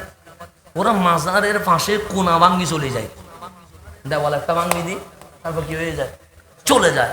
আমি কিছু বুঝলাম না, তুমি ভাঙছো যখন পুরাটাই ভাঙবা, এখন কোন একটা ভাঙ্গি দিয়ে কি হয়ে যায়, চলে যায়। তো আমি বললাম এরকম ভাঙলে তো হবে না, তুমি দেওয়াল একটা ভাঙ্গি দিয়ে চলে গেছো, তো মানুষ কি বুঝবে? যদি মাজার ভাঙতে মন চায় আমাদেরকেও ডাকিও, আমরাও আসবো, তবে দেওয়াল ভাঙ্গিও না। আমিরুল আউলিয়ার রোজা খুলে দেখো, আমিরুল আউলিয়া এখনো জিন্দা আছে। আমরা দুইটা দেখবো, তোমার বাবারটাও দেখবো, আমিরুল আউলিয়ারটাও দেখবো। আসো, চ্যালেঞ্জ না। দেওয়াল একটা ভাঙ্গি দিয়ে যাচ্ছ কেন? দেওয়াল ভাঙ্গি দিও না, রোজাটা খুলে দেখো, গৌসুল আজম মাইজ ভান্ডারী জিন্দা আছে, ইউসুফ ইসানি গোলামুর রহমান বাবা ভান্ডারী জিন্দা আছে, বিশ্বলে জিয়াউল হক বাবা ভান্ডারী জিন্দা আছে, আমিরুল আউলিয়া জিন্দা আছে, ওসিয়া গৌসুল আজম দেলামইনা জিন্দা আছে। আমরা চ্যালেঞ্জ দিলাম, আসো রওজা খুলে দেখি। তারপর তোমার বাবারটাও একটু দেখা দরকার আছে, ওনার কাফনটা আছে কিনা এটাও তো দেখা দরকার আছে। আমাদের আমিরুল আউলিয়াটা দেখো, কাফনে এখনো ভালো লাগে নাই। আমরা চ্যালেঞ্জ দিয়ে রাখছি, মাজার ভাঙার সময় দেওয়াল কোনাটা ভাঙি দিয়ে চলে যায়, কারণ সে জানে পুরাটা ভাঙতে গেলে সুন্নি হক সেটা কি হয়ে যাবে, প্রমাণ হয়ে যাবে। সে পুরাটা ভাঙে না, সে দেওয়ালের কোনাটা ভাঙিয়ে দিই আস্তে করে কি হয়ে যাবে, চলে যাবে। তো কোনা ভাঙতেছো কেন? তোমার তো কোনা তো আমরা সবসময় ভাঙি সংস্কার করার জন্য, এটা ভাঙা তো দরকার নাই তোমার। তুমি যখন ভাঙবা আমাদেরকেও ডাকবা, আমরাও প্রমাণ করব। যাদেরকে আমরা মানি তারা মরার পর মরে না, তারা মরার পর ক্ষমতা আরো বাড়ি যায়, এটা আমরা প্রমাণ করব। আসো, চ্যালেঞ্জে আসবে নাকি? আসো। এরকম হাজারো প্রমাণ আমাদের মাঝে আছে না? নাই আছে। আল্লাহর ওলি তো দূরের কথা, আল্লাহর ওলির অনেক গোলামও 20-25 বছর পরে কবর করতে গিয়ে পাশের কবরে কাফন সহ পাওয়া গেছে। অলি নয়, অলির মুরিদের, মুরিদদের অবস্থা আমরা দেখেছি। আল্লাহ যেন বুঝার তৌফিক নসিব করে। এরকম অসংখ্য ঘটনা, বাইরে যাওয়া দরকার না, বাংলাদেশে অ্যাভেলেবেল। চট্টগ্রামে অসংখ্য ঘটনা আছে না নাই? আছে। আল্লাহ যেন বুঝার তৌফিক নসিব করে। এখন আসেন, আমি যেখানে যাচ্ছি সেখানে চলে যা। আমি যেখানে ছিলাম সেখানে চলে যা। মুসা আলাইহিস সালামকে আল্লাহ বলছে তারা যদিও বা কাফের, যদিও বা মুশরিক, যদিও বা ফেরাউনের সৈন্য, কিন্তু সেজেছে কার মতো? আমার মুসার মতো। তো যারা আমার মুসার মতো সাজে, আমি আল্লাহ তাদেরকে পানিতে চুবাইতে পারবো না। কারণ পাগড়িটা তো আমার মুসার মতো, লাঠিটা তো আমার মুসার মতো, জব্বাটা তো আমার মুসার মতো। তো মুশরিক মানুষ কালিমুল্লাহর মতো সাজার কারণে যদি বেঁচে যায়, আমরা তো হাবিবুল্লাহর উম্মত, আমরা যদি নবীর মতো সাজতে পারি তাহলে আমাদের জন্য তো জান্নাত ওয়াজিব হয়ে যাবে। কথা ঠিক না? এখানে নিজামউদ্দিন আউলিয়ার কথা বলতে চাইছিলাম, মনে আছে না আপনাদের? নিজামউদ্দিন আউলিয়ার পীর ও মুর্শিদের নাম হচ্ছে বাবা ফরিদ। উনি বাবা ফরিদের দরবারে গুলামিয়তের মধ্যে আছে। কিসের মধ্যে? এটা গুলামিয়ত, খেদমতে থাকবেন। যারা আমিরুল আউলিয়ার কদমে আছেন খেদমত দিবেন। খেদমত দিলে মুরিদের পজিশন কমে না, পজিশন কি হয়? বাড়ে। এটা মনে রাখবেন। যে যে দরবারে আছেন সেই দরবারে খেদমত দেন, আমিত্বকে বিসর্জন করে দেন। এখন আমরা খেদমত তো নাই, আসি ফেঁসাফেসির ভিতরে। কথা ঠিক না? মুরিদ হয়ে এখন পীরের চেয়ে বেশি বুঝে যায়। এরকম হয় কি হয় না? হয়। আমরা আসি রেশারেশির ভিতরে। এটা মুরিদের লক্ষণ না। মুরিদের লক্ষণ হচ্ছে নিজেকে মাটির চেয়ে আরো নিচে নামায় ফেলতে হবে। এটা আমিত্বকে বিসর্জন করতে হবে। এটা হচ্ছে মুরিদের লক্ষণ। এখন আমরা মুরিদ হইতে পারি নাই, আমরা ফিরের চেয়ে বেশি বুঝতে বসে থাকি। কথা ঠিক না? পীর যা বলে নাই, এখন দেখবেন মুরিদ তার চেয়ে আরো বেশি কি হয় বুঝি যায়। এরকম হয় কি হয় না? হয়। এটা মুরিদের কাজ না। মুরিদ মানে কি? যে নিজেকে সমগ্র কিছুই বিসর্জন দিয়ে দিয়েছে, তার নাম কি হয়ে গেছে? মুরিদ হয়ে গেছে। খেদমত দিতে হবে। নিজামউদ্দিন আউলিয়া বাবা ফরিদের দরবারে খেদমতে আছেন। একদিন, 2 দিন, মাস, বছর চলে যায়।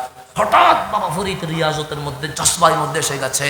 ডাক দিলেন, নিজামউদ্দিন, মুহিব হইবা না মাহবুব হইবা? কে বলতেছে? বাবা ফরিদে বলতেছে। আমার ভাইজান যে বলছে মাহবুবে এলাহি, এই মাহবুবে এলাহি এটা কোত্থেকে আসছে? বলছে মুহিব হইবা নাকি মাহবুব হইবা। জসবার মধ্যে চলে গেছে। নিজামউদ্দিন আউলিয়া বললেন, খেদমতের ডাক মনে হয় এসে গেছে। ডাক দিয়ে বললেন, ওগো আমার মুর্শিদ, আমার মা তো এখনো বেঁচে আছেন, এত বড় অফার, মুহিব হইব না মাহবুব হইব, এটা বাছাই করার ওই যোগ্যতা আমার হয় নাই। যদি আপনি আমার সুযোগ দেন, আমি একটু আমার মার কাছে গিয়ে জিজ্ঞেস করি, আমি কি মুহিব হইব না মাহবুব হইব? নিজামউদ্দিন আউলিয়া যখন এই কথা বলেছে, বাবা ফরিদ বলে, ঠিক আছে নিজামউদ্দিন, তোমার ছুটি দিলাম, যাও মায়ের কাছে, তোমার মা যেটা বলবে আমি তোমারে সেটা বানাইয়া দিয়ে দিব। যদি বলে মুহিব, বলে মুহিব বানাইয়া দিব, আর যদি মাহবুব বলে মাহবুব বানাইয়া দিব। নিজামউদ্দিন আউলিয়া বলেন, আমি ছুটি নিয়ে পীরের দরবার থেকে ঘরের দিকে কি হয়েছি, রওনা হয়েছি। হঠাৎ রাস্তায় দেখলাম এক মজ্জুব আল্লাহর ওলি বসে আছে, কাপড় সুফর নাই, মজ্জুব আল্লাহর ওলি। আমাদের বাংলাদেশে তো এখন মজ্জুবেরও কি নেই, নিরাপত্তা নেই। চুল কাটি দিচ্ছে কেউ, গোসল করে দিচ্ছে কেউ, তোমার এগুলো করতে বলছে কে? মজ্জুবকে আপন হালতে ছেড়ে দাও, ওনার আর মওলার বিষয়, তোমার এখানে মাথা ঘামানোর দরকার নেই। কথা ঠিক না? আমার বড় দাদা বাবা গোলামুর রহমান বাবা ভান্ডারি, শেষ খলিফা, নাম হচ্ছে খলিলুর রহমান কলন্দর মাইজ ভান্ডারি। উনি আমার বড় দাদা। উনি গেছেন বিয়ে করবেন দোয়া নিতে, মানে 2 দিন পর বিয়ে। গেছেন কার কাছে? ইউসুফে সানির কাছে, গোলামুরম বাবা ভান্ডারির কাছে। তো বাবা ভান্ডারি আমার বড় দাদা খলিলুর রহমানকে দেখে বলছেন, বড় শিক্ষিত মানুষ, বড় জ্ঞানী মানুষ, গেছে দোয়ার জন্য। বলছে, বাবা ভান্ডারি আমি বিয়ে করব, দোয়া করেন। উনি একটা কলা নিয়ে সিল্কা সহ খেয়ে ফেল। সিল্কা সহ কাবাজে, খুলি খাওয়া না, কি কাবাজে, এই সিল্কা সহ খাইছে, কাপড় খুলি গেছে। সিল্কা সহ খাইছে, বাট দরবারে গিয়ে গেছে, কাপড় খুলি গেছে। বাবা ভান্ডারি বলে, আমার শেষ খলিফা খলিলুর রহমানকে বানাই দিছে। এই সেখান থেকে আসছে আমাদের এখানে, আর বিয়ে শাদী হয় নাই। মওলার কি হয়ে গেছে, দেওয়ানা হয়ে গেছে। তো মানুষ তারে ওনারে পাগল বলতেন। কি বলতেন? তো বানাইছে তো বাবা ভান্ডারিয়ে। কারণ পাগল যে বলতো, মানুষ খাইতে দেয় না, ফাগলামি করে গালি দেয়, বিলে মানুষ মারে, তা আমাদের বটতলিতে একটা বাজার আছে রেল স্টেশনের উপরে। তো বাবা খলিলুর রহমান কালান্দার মাইজভান্ডারে উনি যখন ওই রেল লাইন থেকে ময়লা নিচ্ছে প্যাকেটের ভিতরে, কারণ মজুব কি করে সেটা তো আমারও জানার দরকার নাই, আপনারও জানার দরকার নাই। যখন উনি ময়লা বস্তার মধ্যে ভিতরে ঢুকাচ্ছে, ট্রেন আসা শুরু করেছে। সবাই চিল্লাচ্ছে, খলিল নেমে আসো, কারণ ট্রেন তোমার গায়ের উপর দিয়ে যাবে, কেউ বাঁচাইতে যায় না, একটা ধাক্কা দিবে। বলছে পাগলের বাঁচাতে গিয়ে যদি নিচে সমস্যা হয়ে যায় তখন আমি আর বাঁচবো না, এ তো পাগল মূল্য কি না মূল্য কি। খলিলুর রহমান কলন্দর এগুলা বাজারের মানুষের চিল্লানি শুনতেছে না, উনি আপন কাজে কি আছে, ব্যস্ত আছে। ট্রেন যখন ডাইরেক্ট সামনাসামনি এসে গেছে, শুধু আঙ্গুল তুলে বলছে থেমে যা, ট্রেন থেমে গেছে, আর সামনে যাইতে পারে নাই। যতক্ষণ উনি রেল লাইনের উপর ছিলেন ট্রেন স্টার্ট দিতে পারে নাই। তো গোলামুর রহমান বাবা ভান্ডারের খলিফা যদি ক্ষমতা হয়, বাবা ভান্ডারের কি ক্ষমতা হবে? গোলামের যদি অবস্থা হয়, মুনিবের কি অবস্থা হবে? এগুলো তো বোঝা দরকার আছে। এই সেখান থেকে উনি খলিলুর রহমান কালান্দার মাইজভান্ডারি জীবিত অবস্থায় উনি ওনার উরস করে গেছেন, জীবিত অবস্থায় উরস করছেন, জীবিত অবস্থা। আমাদের রক্ত সেদিকেও আছে, আবার রক্ত এটাও আছে। আমার আম্মার সাথে আমার আব্বার বিয়ে দিয়েছেন আমার বিশ্ব লিশা ইনশা জিয়াউল হক মাইজভান্ডারে কুদ্দিসা সিদুল আজিজ, উনি বিয়ে দিয়েছেন। আমার মা হচ্ছে গোলামুর রহমান ভান্ডারের ভাইজান গোলাম সুবহানুর রহমান মাইজভান্ডার নাতির গড়ের প্রতি, সেদিক থেকে আবার এই মায়ের দিক থেকে রক্ত এটা আছে, আলহামদুলিল্লাহ। তো সে কারণে যেটা বলতে চাচ্ছিলাম আমি সেদিকে যা। তো আল্লাহর ওয়ালিদের ক্ষমতা যেটা বলছিলাম, মাহবুবে ইলাহিকে বলছে মুহিব হইবা না মাহবুব হইবা। তুমি রাস্তা দিয়ে যাওয়ার সময় এক মজুব আল্লাহর ওয়ালি, গায়ের মধ্যে কাপড়ও নাই, ময়লা জায়গায় বসে আছে, নেজামুদ্দিন আউলিয়া সেদিকে খেয়ালও করে নাই। যখন উনি চলে যাচ্ছে ওই মজুব ডাক দিয়ে বলে নেজামুদ্দিন মুহিব হইবা না মাহবুব হইবা। কে বলতেছে? পাগলে বলতেছে, রাস্তার মজুবে বলতেছে মুহিব হইবা। নেজামুদ্দিনের শরীর কামানি শুরু হয়ে গেছে, কিরে আমার মুর্শিদ বাবা ফরিদ আমাকে ঘরের ভিতরে বলছে মুহিব হইবা না মাহবুব হইবা, আর রাস্তায় বসে থাকা পাগলে বলছে মুহিব হইবা না মাহবুব হইবা। এটা দুনিয়ার পাগল নয়, এটা তো মাওলার পাগল। ঘরের ভেতরের আলোচনা এটা পর্যন্ত চলে এসেছে, তার মানে এটা সাধারণ কেউ নয়। নেজামুদ্দিন থেমে গিয়ে বলছে, বাবা আপনি বলেন না আমি মুহিব হইব না মাহবুব হইব। তখন ওই মসজুব আল্লাহর ওলি বলছে, আমি কেন বলবো, তুমি না মায়ের কাছে যাচ্ছ, মারে জিজ্ঞাসা করবে না। নেজামুদ্দিন বলে, হা হা আমি আমার মুর্শিদ বাবা ফরিদকে বলেছি, আমি আমার মাকে জিজ্ঞেস করব, মা যেটা বলে সেটাই হব।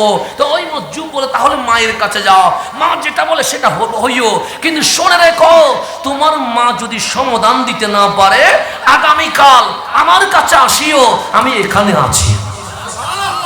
তোমার মায়ের কাছে আগে যাও, উনি সমাধান দিলে নিয়ে নিও, আর যদি উনি সমাধান দিতে না পারে তাহলে আমি এখানে আসি, আমারে কি করিও, কালকে যাওয়ার সময় জিজ্ঞেস করে যাইও, আমি সমাধান দিয়ে দিব। নেজামুদ্দিন আউলিয়া মার কাছে গেলেন, মারে বললেন, মা মুর্শিদের গোলামি মনে হয় কবুল হয়ে গেছে, বাবা ফরিদ আমাকে অফার করেছে মুহিব হইব না মাহবুব হইব। কিন্তু মারে রাস্তায় একটা ঘটনা ঘটে গেছে। কি ঘটনা?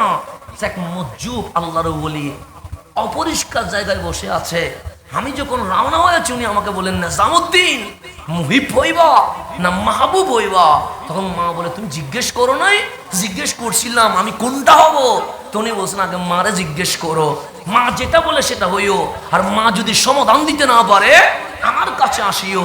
তো মা বললেন, বাবারে আমারে জিজ্ঞেস করার দরকার নাই, ওই পাগলে যা বলে সেটা হয়ে যায়, আমার আর সমাধান দেওয়া, যেহেতু মজুবে তোমাকে জিজ্ঞেস করতে বলছে সেখানে আর কোনো রাস্তা মাপার দরকার নাই, যাও। তো সকালবেলা মা থেকে বিদায় নিয়া ওই মজুব অলির দরবারের দিকে কি হয়েছে, রওনা হয়েছে। নেজামুদ্দিন আসলেন, যে জায়গায় দরবেশ বসে দেখে ওই জায়গা ফাঁকা, ডানে বামে কেউ নাই। কিরে আমারে বলছে এখানে থাকবে, এখন উনি দেখি এখানেও নাই, পুরা শহর ঘুরতেছে, উনি কই উনি কই খুঁজি পাই না। এলাকার মানুষকে জিজ্ঞেস করছে, এখানে একটা মজুব মানুষ দাঁড়ায় বসতো, সে বসতো, তো উনি কই, উনি তো গতকালকেই মারা গেছে। তো কবর কোথায় দিয়েছেন? সে কবর কে দিবে তারে, কেউ তো তারে চিনেও না, সে এখানে মরে গিয়েছিল, আমরা সবাই মিলে তাকে ডাস্টবিন ময়লা জায়গা যেখানে আছে সেখানে ফেলে দিয়েছে। ওই মসজিদ আল্লাহর ওলির কবরও কেউ দেয় নাই, কাফনও কি হয় নাই, জুটে নাই, জানাজাও হয় নাই, ওনারে ফালাই দিছে কোথায়? ডাস্টবিনে। নিজামুদ্দিন আউলিয়া বলে গতকাল বলে আমারে সমাধান নিতে, এখন নিজে মরে গেছে, কাফনও হয় নাই, জানাজাও হয় নাই, কবরও জুটে নাই, উনি কি সমাধান দিবে? তো ডাস্টবিনের সামনে গিয়ে বলতেছেন, হে ফকির, তুমি গতকাল বলেছিলে মুহিব হইবা না মাহবুব হইবা, তোমার থেকে সমাধান নিতে, আর তুমি আজকে মারা গেলা, তোমার জানাজাও জুটে নাই, কাফনও জুটে নাই, কবরও জুটে নাই, এই অবস্থা কেন? হঠাৎ করে ওই মসজিদ জিন্দা হয়ে বসে গেছে, ডাক দিয়ে বলেন, নিজামুদ্দিন মুহিব হইও না, আমি মুহিব হয়েছি বিদায়, কাফনও জুটে নাই, জানাজাও জুটে নাই, কবরও জুটে নাই, আরে মাহবুব হয়ে যাও, দুনিয়াও তোমার হয়ে যাবে, মাওলাও তোমার হয়ে যাবে। তুমি মুহিব হইও না, মুহিব হইলে আল্লাহ তারে কারোর সাথে কি করতে দিবে না, মিশতে দিবে না, সেজন্য ওনার জানাজাও করতে দেয় না, আল্লাহ কাছে কেউ ওনার পাশে আসবি না, উনি আর আমি চলবে যে। এটার নাম মুহিব। এটার নাম কি?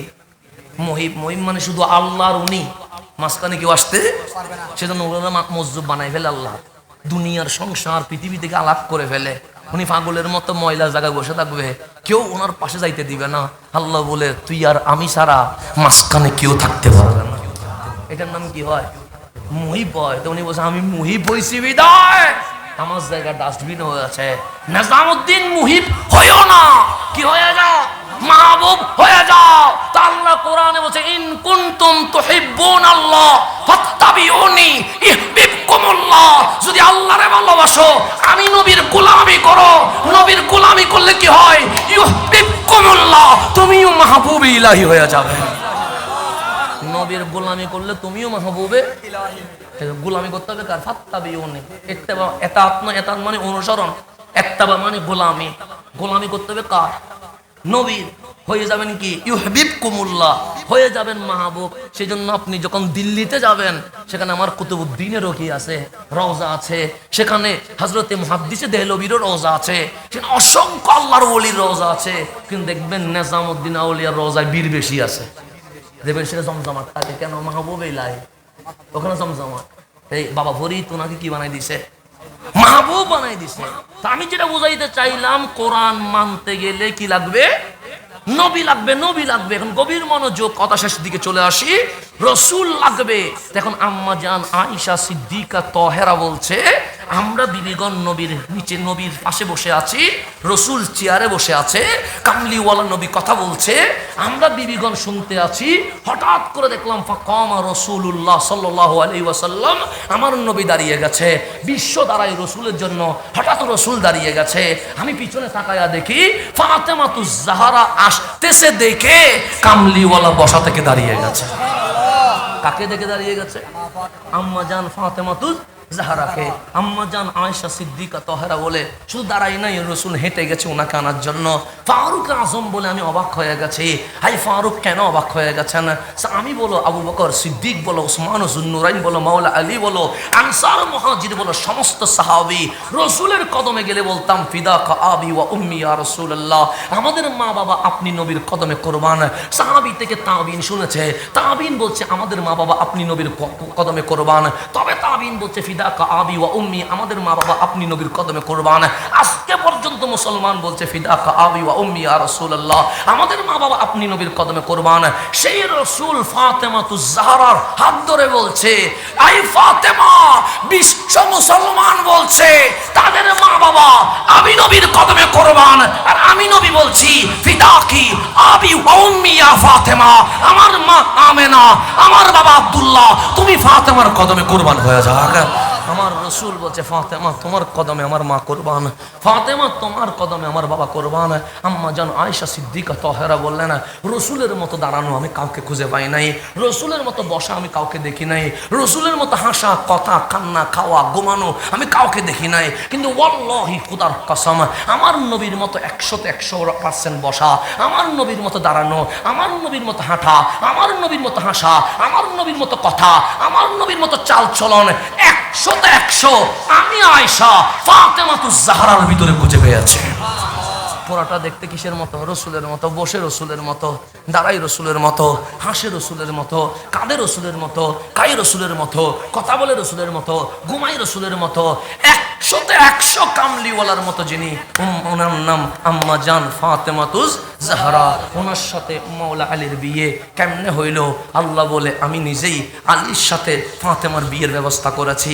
বিয়ে হয়ে গেল, ওই ঘরে দুটা শাহজাদা আসলেন, একটার নাম হাসান আর একটার নাম হোসাইন। একটু গভীর মনোযোগ দিতে হবে, কথাকে শেষ দিকে নাচ্ছি। আওলাদ রসুলের শিক্ষা আমাদের জন্য পাথেয়। কেন আওলাদ রসুল মানতে হবে এই জিনিসটা বোঝানোর জন্য আমি নিয়ে যাচ্ছি। আমরা যারা পুরুষ মানুষ আছি, আমাদের উপর ডেলি 5 ওয়াক্ত নামাজ ফরজ। সপ্তাহে 7 দিন নামাজ পড়তে হয়, মাসে 30 দিন নামাজ পড়তে হয়, 2 মাসে 60 দিন নামাজ পড়তে হয়, বছরে 365 দিন নামাজ পড়তে হয়। একদিনও নামাজ মাফ নাই। দাঁড়িয়ে পড়তে না পারলে বসে, বসে না পড়তে পারলে শুয়ে, হাত পা নাড়তে না পারলে ইশারায় নামাজ পড়তেই হবে। কিন্তু মা বোন যারা আছেন, নারী সমাজ, তাদের জন্য 30 দিনে কিছুদিন নামাজ মাফ হয়ে যায়, 3 দিন 5 দিন 7 দিনে। কেন? ওনাদের একটা মাসিক ঋতু আছে, অপবিত্র রক্ত নির্গত হয়, যেটার কারণে মা বোনের কষ্ট হয়। আমার আল্লাহ বলে, হাবিব আপনিও রহমতুল্লিল আলামিন, আমিও রহমান, আমি কষ্টের মাঝে আপনার উম্মতকে কষ্ট দিতে পারবো না। ওই নারী জাতি যতদিন অপবিত্র অবস্থায় থাকবে, আমি আল্লাহ মাসে 3 দিন হোক, 5 দিন হোক, 7 দিন হোক, নারী জাতির উপর নামাজ মাফ করে দিয়েছি। এই নামাজ কাজা করতে হবে না। আমরা পুরুষ মানুষ, আমরা পেটে সন্তান নিতে পারি না, কিন্তু আমাদের মা জাতি সন্তান নিতে হয় বিদায় ওনাদের শরীরের অবয়ব অন্যরকম। ওই মাসিক ঋতু দিয়ে কি হয়, বাচ্চা যখন পেটে আসে ওই মাসিক ঋতু বন্ধ হয়ে যায়। কোরআন এবং বিজ্ঞান বলছে ওই মাসিক ঋতুর রক্ত দিয়ে সন্তানের, ছেলে হোক মেয়ে হোক, তার হাত পা বডি এগুলো সবগুলো কি হয়, গঠন হয়। তাহলে কোরআন বলছে যার মাসিক ঋতু নাই তার কোনো সন্তান নাই, বিজ্ঞান বলছে যার মাসিক ঋতু নাই তার কোনো সন্তান নাই। সেই জন্য মা হাওয়া থেকে শুরু করে রাবিয়া বছরী হয়ে আজ নয় কিয়ামত পর্যন্ত এমন কোন নারী নাই যিনি 30 দিনে 30 দিন নামাজ পড়তে পারে, যিনি 2 মাসে 7 দিন নামাজ পড়তে পারে, যিনি বছরে 365 দিন নামাজ পড়তে পারে। কেন? আল্লাহ প্রত্যেক নারীকে এই মাসিক ঋতু দিয়ে বানিয়েছেন, কারণ ওনাদের মাধ্যমে সন্তান পৃথিবীতে আসবে। কিন্তু পৃথিবীতে একজন শাহজাদি আছে যিনি 30 দিনে 30 দিন নামাজ পড়েছে, 2 মাসে 7 দিন নামাজ পড়েছে, বছরে 365 দিন নামাজ পড়েছে, যিনি ইন্তেকালের মুহূর্ত পর্যন্ত এক ওয়াক্ত নামাজও কাজা করে নাই, উনি আম্মা জান ফাতেমাতুজ জাহরা। যিনি এক ওয়াক্ত নামাজও জীবনে বাদ দেওয়া দূরের কথা কাজা করতে হয় নাই, ওনার নাম কি? আম্মা জান ফাতেমাতুজ জাহরা। কিন্তু ওনার কাজা করে নাই কেন, নামাজ বাদ দেয় নাই কেন? তখন উত্তর আসবে ওই তাহরাকুম তাতহীরা, ওনারা পবিত্র, উনি কখনো অপবিত্র হন নাই, ওনার কোনো মাসিক ঋতুই নাই, ওনার কোনো নাজাসাত নাই, সেই কারণে উনি নামাজ বাদ দিতে পারে নাই, ওনার উপর নামাজ ফরজ ছিল, সেই কারণে উনি নামাজ আদায় করেছে। তাহলে মাসিক ঋতু নাই বলে, অপবিত্র হয় নাই বলে আম্মা জান ফাতেমাতুজ জাহরা জীবনে এক ওয়াক্ত নামাজও বাদ দিতে পারে নাই। এখন মাসিক ঋতু যান নাই, তার ঘরে তো সন্তান নাই, তো ওনার ঘরে হাসান আসলো কিভাবে, হুসাইন আসলো কিভাবে? কোরআন বলে যার মাসিক ঋতু নাই তার তো সন্তান নাই, বিজ্ঞান বলছে যার মাসিক ঋতু নাই তার তো সন্তান নাই। কিন্তু ওনার ঘরে 2টা ফুল এসে গেছে, একটার নাম হাসান আর একটার নাম হুসাইন। বিজ্ঞান স্তব্ধ হয়ে গেছে, কোরআনের মুফাসসিরগুলোর চেহারা বন্ধ হয়ে গেছে, কারণ কোরআনও বলছে মাসিক ঋতু থাকতেই হবে, না হলে সন্তান হবে না। বিজ্ঞান বলছে মাসিক ঋতু না থাকলে সন্তানের মা হতে পারবে না। কিন্তু ওনার ঘরে সন্তান আসলো কেমনে? হঠাৎ 1400 বছরে একজন বিজ্ঞানী আসলো, একজন মুফাসসির আসলো, ওনাকে জিজ্ঞেস করা হইল মাসিক ঋতু যার নাই তার কি সন্তান হয়? উনি বললেন না, কোরআনও বলে বিজ্ঞানও বলে সন্তান হয় নাই। তাহলে আম্মা জান ফাতেমাতুজ জাহরার ঘরে হাসনাইনে কারিমাইন আসলো কেমনে? ওই বেরেলির চাটাইতে বসে কলমদার আলা হযরত ডাক দিয়ে বলছে কিতাব বন্ধ করে দেয়, কলমের চোখ কল উত্তর আসবে, তেরি নসলে পাক মে হে বাচ্চা বাচ্চা নূর কা তু হি আইনে নূর সব গরানা নূর কা। হাবিব হাসান নূর, হুসাইন নূর, ফাতেমা নূর, সেই নূরের মূল আপনি রহমতুল্লিল আলামিন হয়ে গেছে। সেই জন্য নূর বলেই ওনারা দুনিয়াতে এসেছেন। তেরি নসলে পাক মে হে বাচ্চা বাচ্চা নূর কা। হাবিব আপনার নসল দিয়ে মাহাদীপ তক যে আওলাদে পাক আসবে সবগুলো নূর হয়ে আসবে।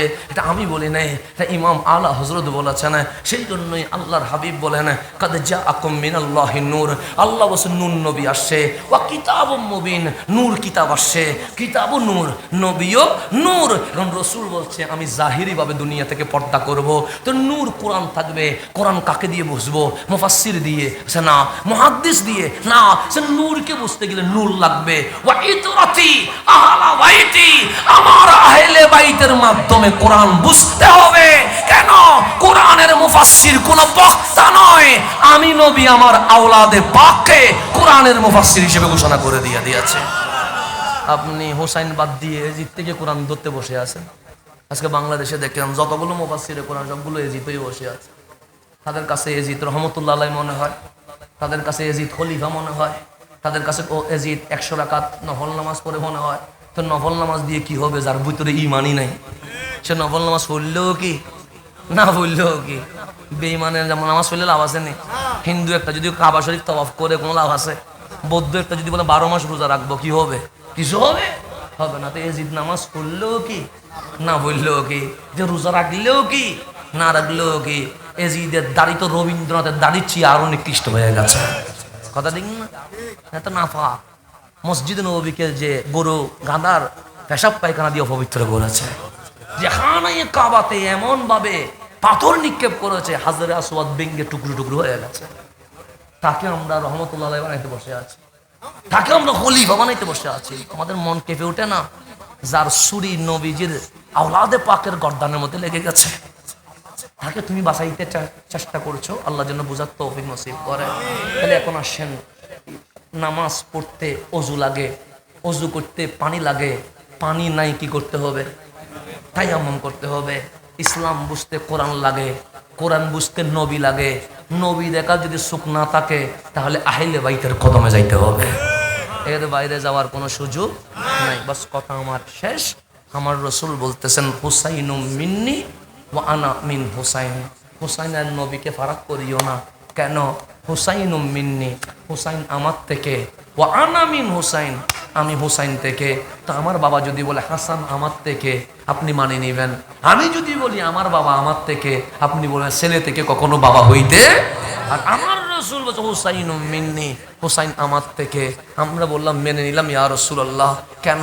আপনার কাঁধে হুসাইন, আপনার বুকে হুসাইন, আপনার পিঠে হুসাইন, আপনার পেটে হুসাইন, আপনার টুটের চুমো লেগে আছে যার কপালে, যার নাকে মুখে, তিনার নাম হুসাইন। উনি তো আপনার শরীর মোবারকে বড় হয়েছে। সুতরাং হুসাইন মিন্নি, হুসাইন আপনার থেকে। কিন্তু আবার বললেন ওয়া আনা মিন হুসাইন, আমি হুসাইন থেকে বুঝি নাই। আমার নবী বলে ফাতেমাতুজ জাহরার গদ থেকে কারবালা পর্যন্ত যে হুসাইন দেখতে পাচ্ছ, ওই হুসাইন আমার থেকে।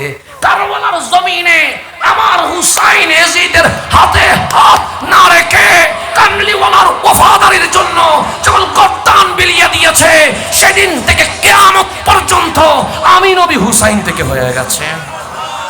সেদিন থেকে আনা মিন হুসাইন, আমি হুসাইন থেকে হয়ে গেছে। সেই হুসাইনকে বাদ দিলে ইসলাম থাকবে না। সুতরাং আহলে বাইতের শিক্ষা আমাদের জন্য পাতিও। কথা শেষ। আল হাসানু ওয়াল হুসাইনু সৈয়দা সবাবিল জান্নাহ। হাসান হুসাইন শুধু জান্নাতি নয়, জান্নাতের সৈয়দ, প্রেসিডেন্ট, ওনারা হচ্ছেন সর্দার, ওনারা হচ্ছেন রাষ্ট্রপতি, ওনারা হচ্ছেন প্রধানমন্ত্রী। এখন গভীর মনোযোগ। আপনি বিদেশে যাবেন, 3টা জিনিস লাগবে। 1 নাম্বার পাসপোর্ট লাগবে। 2 নাম্বার যেই দেশে যাবেন সেই দেশের কি লাগবে? ভিসা লাগবে। পাসপোর্টও হয়ে গেছে, ভিসাও হয়ে গেছে, বিমানে উঠে মালয়েশিয়ার এয়ারপোর্টে নেমে গেছেন। এখন আপনি ইমিগ্রেশন যাবেন, ইমিগ্রেশনে একটা কি লাগবে? সিল লাগবে। পাসপোর্টও আছে, ভিসাও আছে। হঠাৎ করে মালয়েশিয়ার ইমিগ্রেশন অফিসার আপনাকে ভালো লাগে নাই, লাল কালি দিয়ে নো এন্ট্রি লিখে দিয়েছে, আপনি কি মালয়েশিয়া ঢুকতে পারবেন? এখন বলবেন পাসপোর্ট তো ঠিক আছে, ভিসা তো ঠিক আছে, তোর বিরুদ্ধে মামলা করে দিব, কোনো কাজ হবে? ও বলবে তোরা আমার পছন্দ হয় নাই, তুই ব্যাক হ, চলে যা। চলে যাইতে বাধ্য হবেন কি হবেন না? হবেন। এখন আসেন জান্নাতে যাইতে 3টা জিনিস লাগবে। 1 নাম্বার পাসপোর্ট লাগবে, পাসপোর্টের নাম ঈমান। 2 নাম্বার ভিসা লাগবে, পৃষ্ঠার মধ্যে নামাজ লাগাবেন, এটা ভিসা। রোজা লাগাবেন, এটা ভিসা। হজ লাগাবেন, এটা ভিসা। ভিসা, মাহফিল লাগাবেন এটা ভিসা, জিকির লাগাবেন এটা ভিসা। যখন আপনাকে পাসপোর্ট দেওয়া হবে, পাসপোর্টও আছে ভিসাও আছে, জান্নাতে ইমিগ্রেশন পার হইতে হবে। ইমিগ্রেশনে যখন পাসপোর্ট জমা দিবেন তখন দেখবেন ওই ইমিগ্রেশনে হাসান হুসাইন বসিয়ে আছে। কে বসিয়ে আছে? জান্নাত ওদের, জান্নাত আপনার না, জান্নাত তো ওনাদের। পাসপোর্ট যখন দিছেন বলে ফিঙ্গার দেয়। কে দেয়?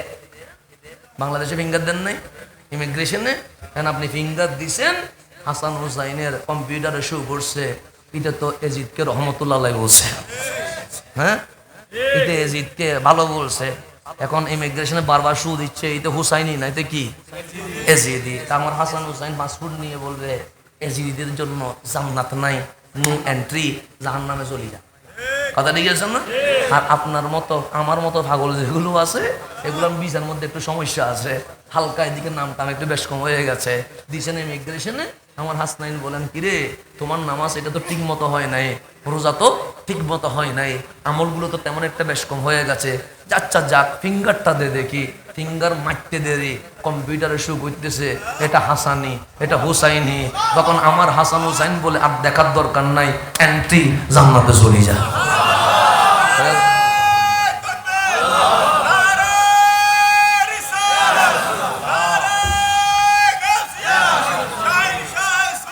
তাহলে জান্নাতের টিকিট কার হাতে? আমাদের বাংলাদেশে অনেকে বুটের সময় টিকিট বিক্রি করছে, এই টিকিট ভুয়া টিকিট। জান্নাতের টিকিট ওদের হাতে নয়, জান্নাতের টিকিট আমার আল্লাহ রসুলকে দিয়েছে, আমার রসুল হাসনাইনে কারিমাইনের হাতে দিয়ে দিয়েছে। সেই জন্য বলা হচ্ছে সাইয়্যিদা শাবাবিল জান্নাহ। আরে জান্নাতি নয়, জান্নাতে যুবকদের সর্দার। জান্নাতে কোনো বুড়াই যাবে না, সবগুলো যুবক হয়ে যাবে। সব যুবকের সর্দার হচ্ছে হাসনাইনে কারিমাইন। ওনারা পাসপোর্টে নো এন্ট্রি দিবে না এন্ট্রি দিবে, এটা ওনার হাতে। আজকে আমিরুল আউলিয়ার দরবারে আমাদেরকে শপথ করতে হবে, আমরা এজিদি নয়, আমরা হুসাইনি। কেন? জান্নাতের চাবি এজিদের হাতে নয়, জান্নাতের চাবি আমার হুসাইনের হাতে চলে গেছে। সেই জন্য আওলাদ রাসূলের শিক্ষা মুমিনের পাতিয়া, মুমিন মুক্তির মূল আকর্ষণ, মূল জিনিস হচ্ছে আহলে বাইতে রাসূল। ওনাদের পাঁচ চরণে আসতেই হবে, গোলামি নিতেই হবে। কুকুরের গলায় যেমন কিসি লাগায়, বেল লাগা, আপনার গলায়ও হাসান হুসাইনের গোলামের বেল লাগাই দেন। ফতোয়া শুনিয়েন না, ফতোয়া শোনার দরকার নাই। ফতোয়া যারা দেয় ওরা ফতোয়া দিতে থাকো, ওদেরকে ফতোয়া দিতে দেন। আপনার গলায় গোলামের বেল লাগাই গেলেন, আপনি কে কি বলতেছে এটা দেখার দরকার আছে না? হুসাইনের সামনে দাঁড়িয়ে মুখ দেখাইতে হবে? দেখাইতে হবে না। কি বলবেন 61 হিজরিতে থাকতে পারি নাই, তাই বলে 2026 সালেও আমি এজিদের পক্ষে থাকবো, এটা কি হইতে পারে? বলতে পারবেন যে হুসাইন এই গলায় যে গোলামের বেল্ট খুঁজে পাচ্ছেন এটা আপনার গোলামিয়তের। 61তে থাকতে পারি নাই, কিন্তু 2026 সালে আমিরুল আউলিয়ার কদমে মাহে মুহররমে এজিদের যখন আওয়াজ বড় হয়েছিল, আমরা হুসাইনিরাও সেদিন ইয়া হুসাইন বলে বলে, আসসালাম ইয়া হুসাইন বলে বলে এবং চিৎকার দিয়েছি, পটিয়ার এজিদিগুলো কেঁপে উঠেছে। বলতে হবে আপনাকে, আপনাকে এটা বলতে হবে, হুসাইনের পক্ষে কথা বলতে হবে। মুহররম আসলেই আহলে বাইত বলতেই হবে, কারণ ইসলাম জিন্দা হোতা হে হর কারবালা কি বাত। এটা মনে রাখবেন, কারবালা বাদ দিলে ইসলাম মরে যাবে, কারবালা নিলে কি থাকবে? ইসলাম থাকবে। তাহলে আমরা যেটা বুঝলাম, আসমানি সকল কিতাব চেঞ্জ হয়ে গেছে, কোরআন কি হয় নাই? কেন? আমার নবীজি কোরআনকে একা ছেড়ে দেয় নাই, আহলে বাইতের হাতে ছেড়ে দিয়েছে। আহলে বাইত যুগে যুগে মাহাদি তাক এই কোরআনকে কি দিবে? পাহারা দিবে। মানে ওনাদের হয়ে যখন কোরআন বুঝবেন আপনার নাম মুমিন, ওনাদের বাদ দিয়ে যখন কোরআন বুঝবেন আপনার নাম তখন মুনাফিক হয়ে যাবে। ওনাদের হাত ধরে কোরআন বুঝলে মুমিন, ওনাদের হাত ছেড়ে দিয়ে কোরআন বুঝতে গেলে মুনাফিক হয়ে যাবেন। এখন আপনি সিদ্ধান্ত নেবেন মুনাফিক হবেন না মুমিন হবেন। আল্লাহ যেন আমাদেরকে বোঝার তৌফিক নসিব করেন, আমিন। আমি এসেছি শুধু হাজিরা দিতে। আল আমরু ফাওকাল আদব, আদেশ হয়েছে বিদায় আমার দুই একটা কথা বলতে হয়েছে। যদি বিয়াদবি হয় আমরা অলির দরবারে সাক্ষী রেখে আল্লাহর দরবারে মাফ চাচ্ছি, মাওলা যেন আমিরুল আউলিয়া সৎকায় বিয়াদবিগুলো মাফ করে দেন। যতটুকু সঠিক হয়েছে ততগুলোর উপর আমল করার জন্য তৌফিক নসিব করেন। আমি আওলাদে আমিরুল আউলিয়ার প্রত্যেক শাহজাদাদেরকে ধন্যবাদ মোবারকবাদ জানাচ্ছি, কারণ এই ফিতনার সময়ে এই এক একটা মাহফিল মানে আমাদের জন্য এক একটা জিহাদ, এক একটা কি জিহাদ। আল্লাহ যেন এই জিহাদে আমাদেরকে ইস্তেকামত থাকার তৌফিক নসিব করেন। আমিন। ওয়া আখিরু দাওয়ানা আনিল হামদুলিল্লাহি রাব্বিল আলামিন।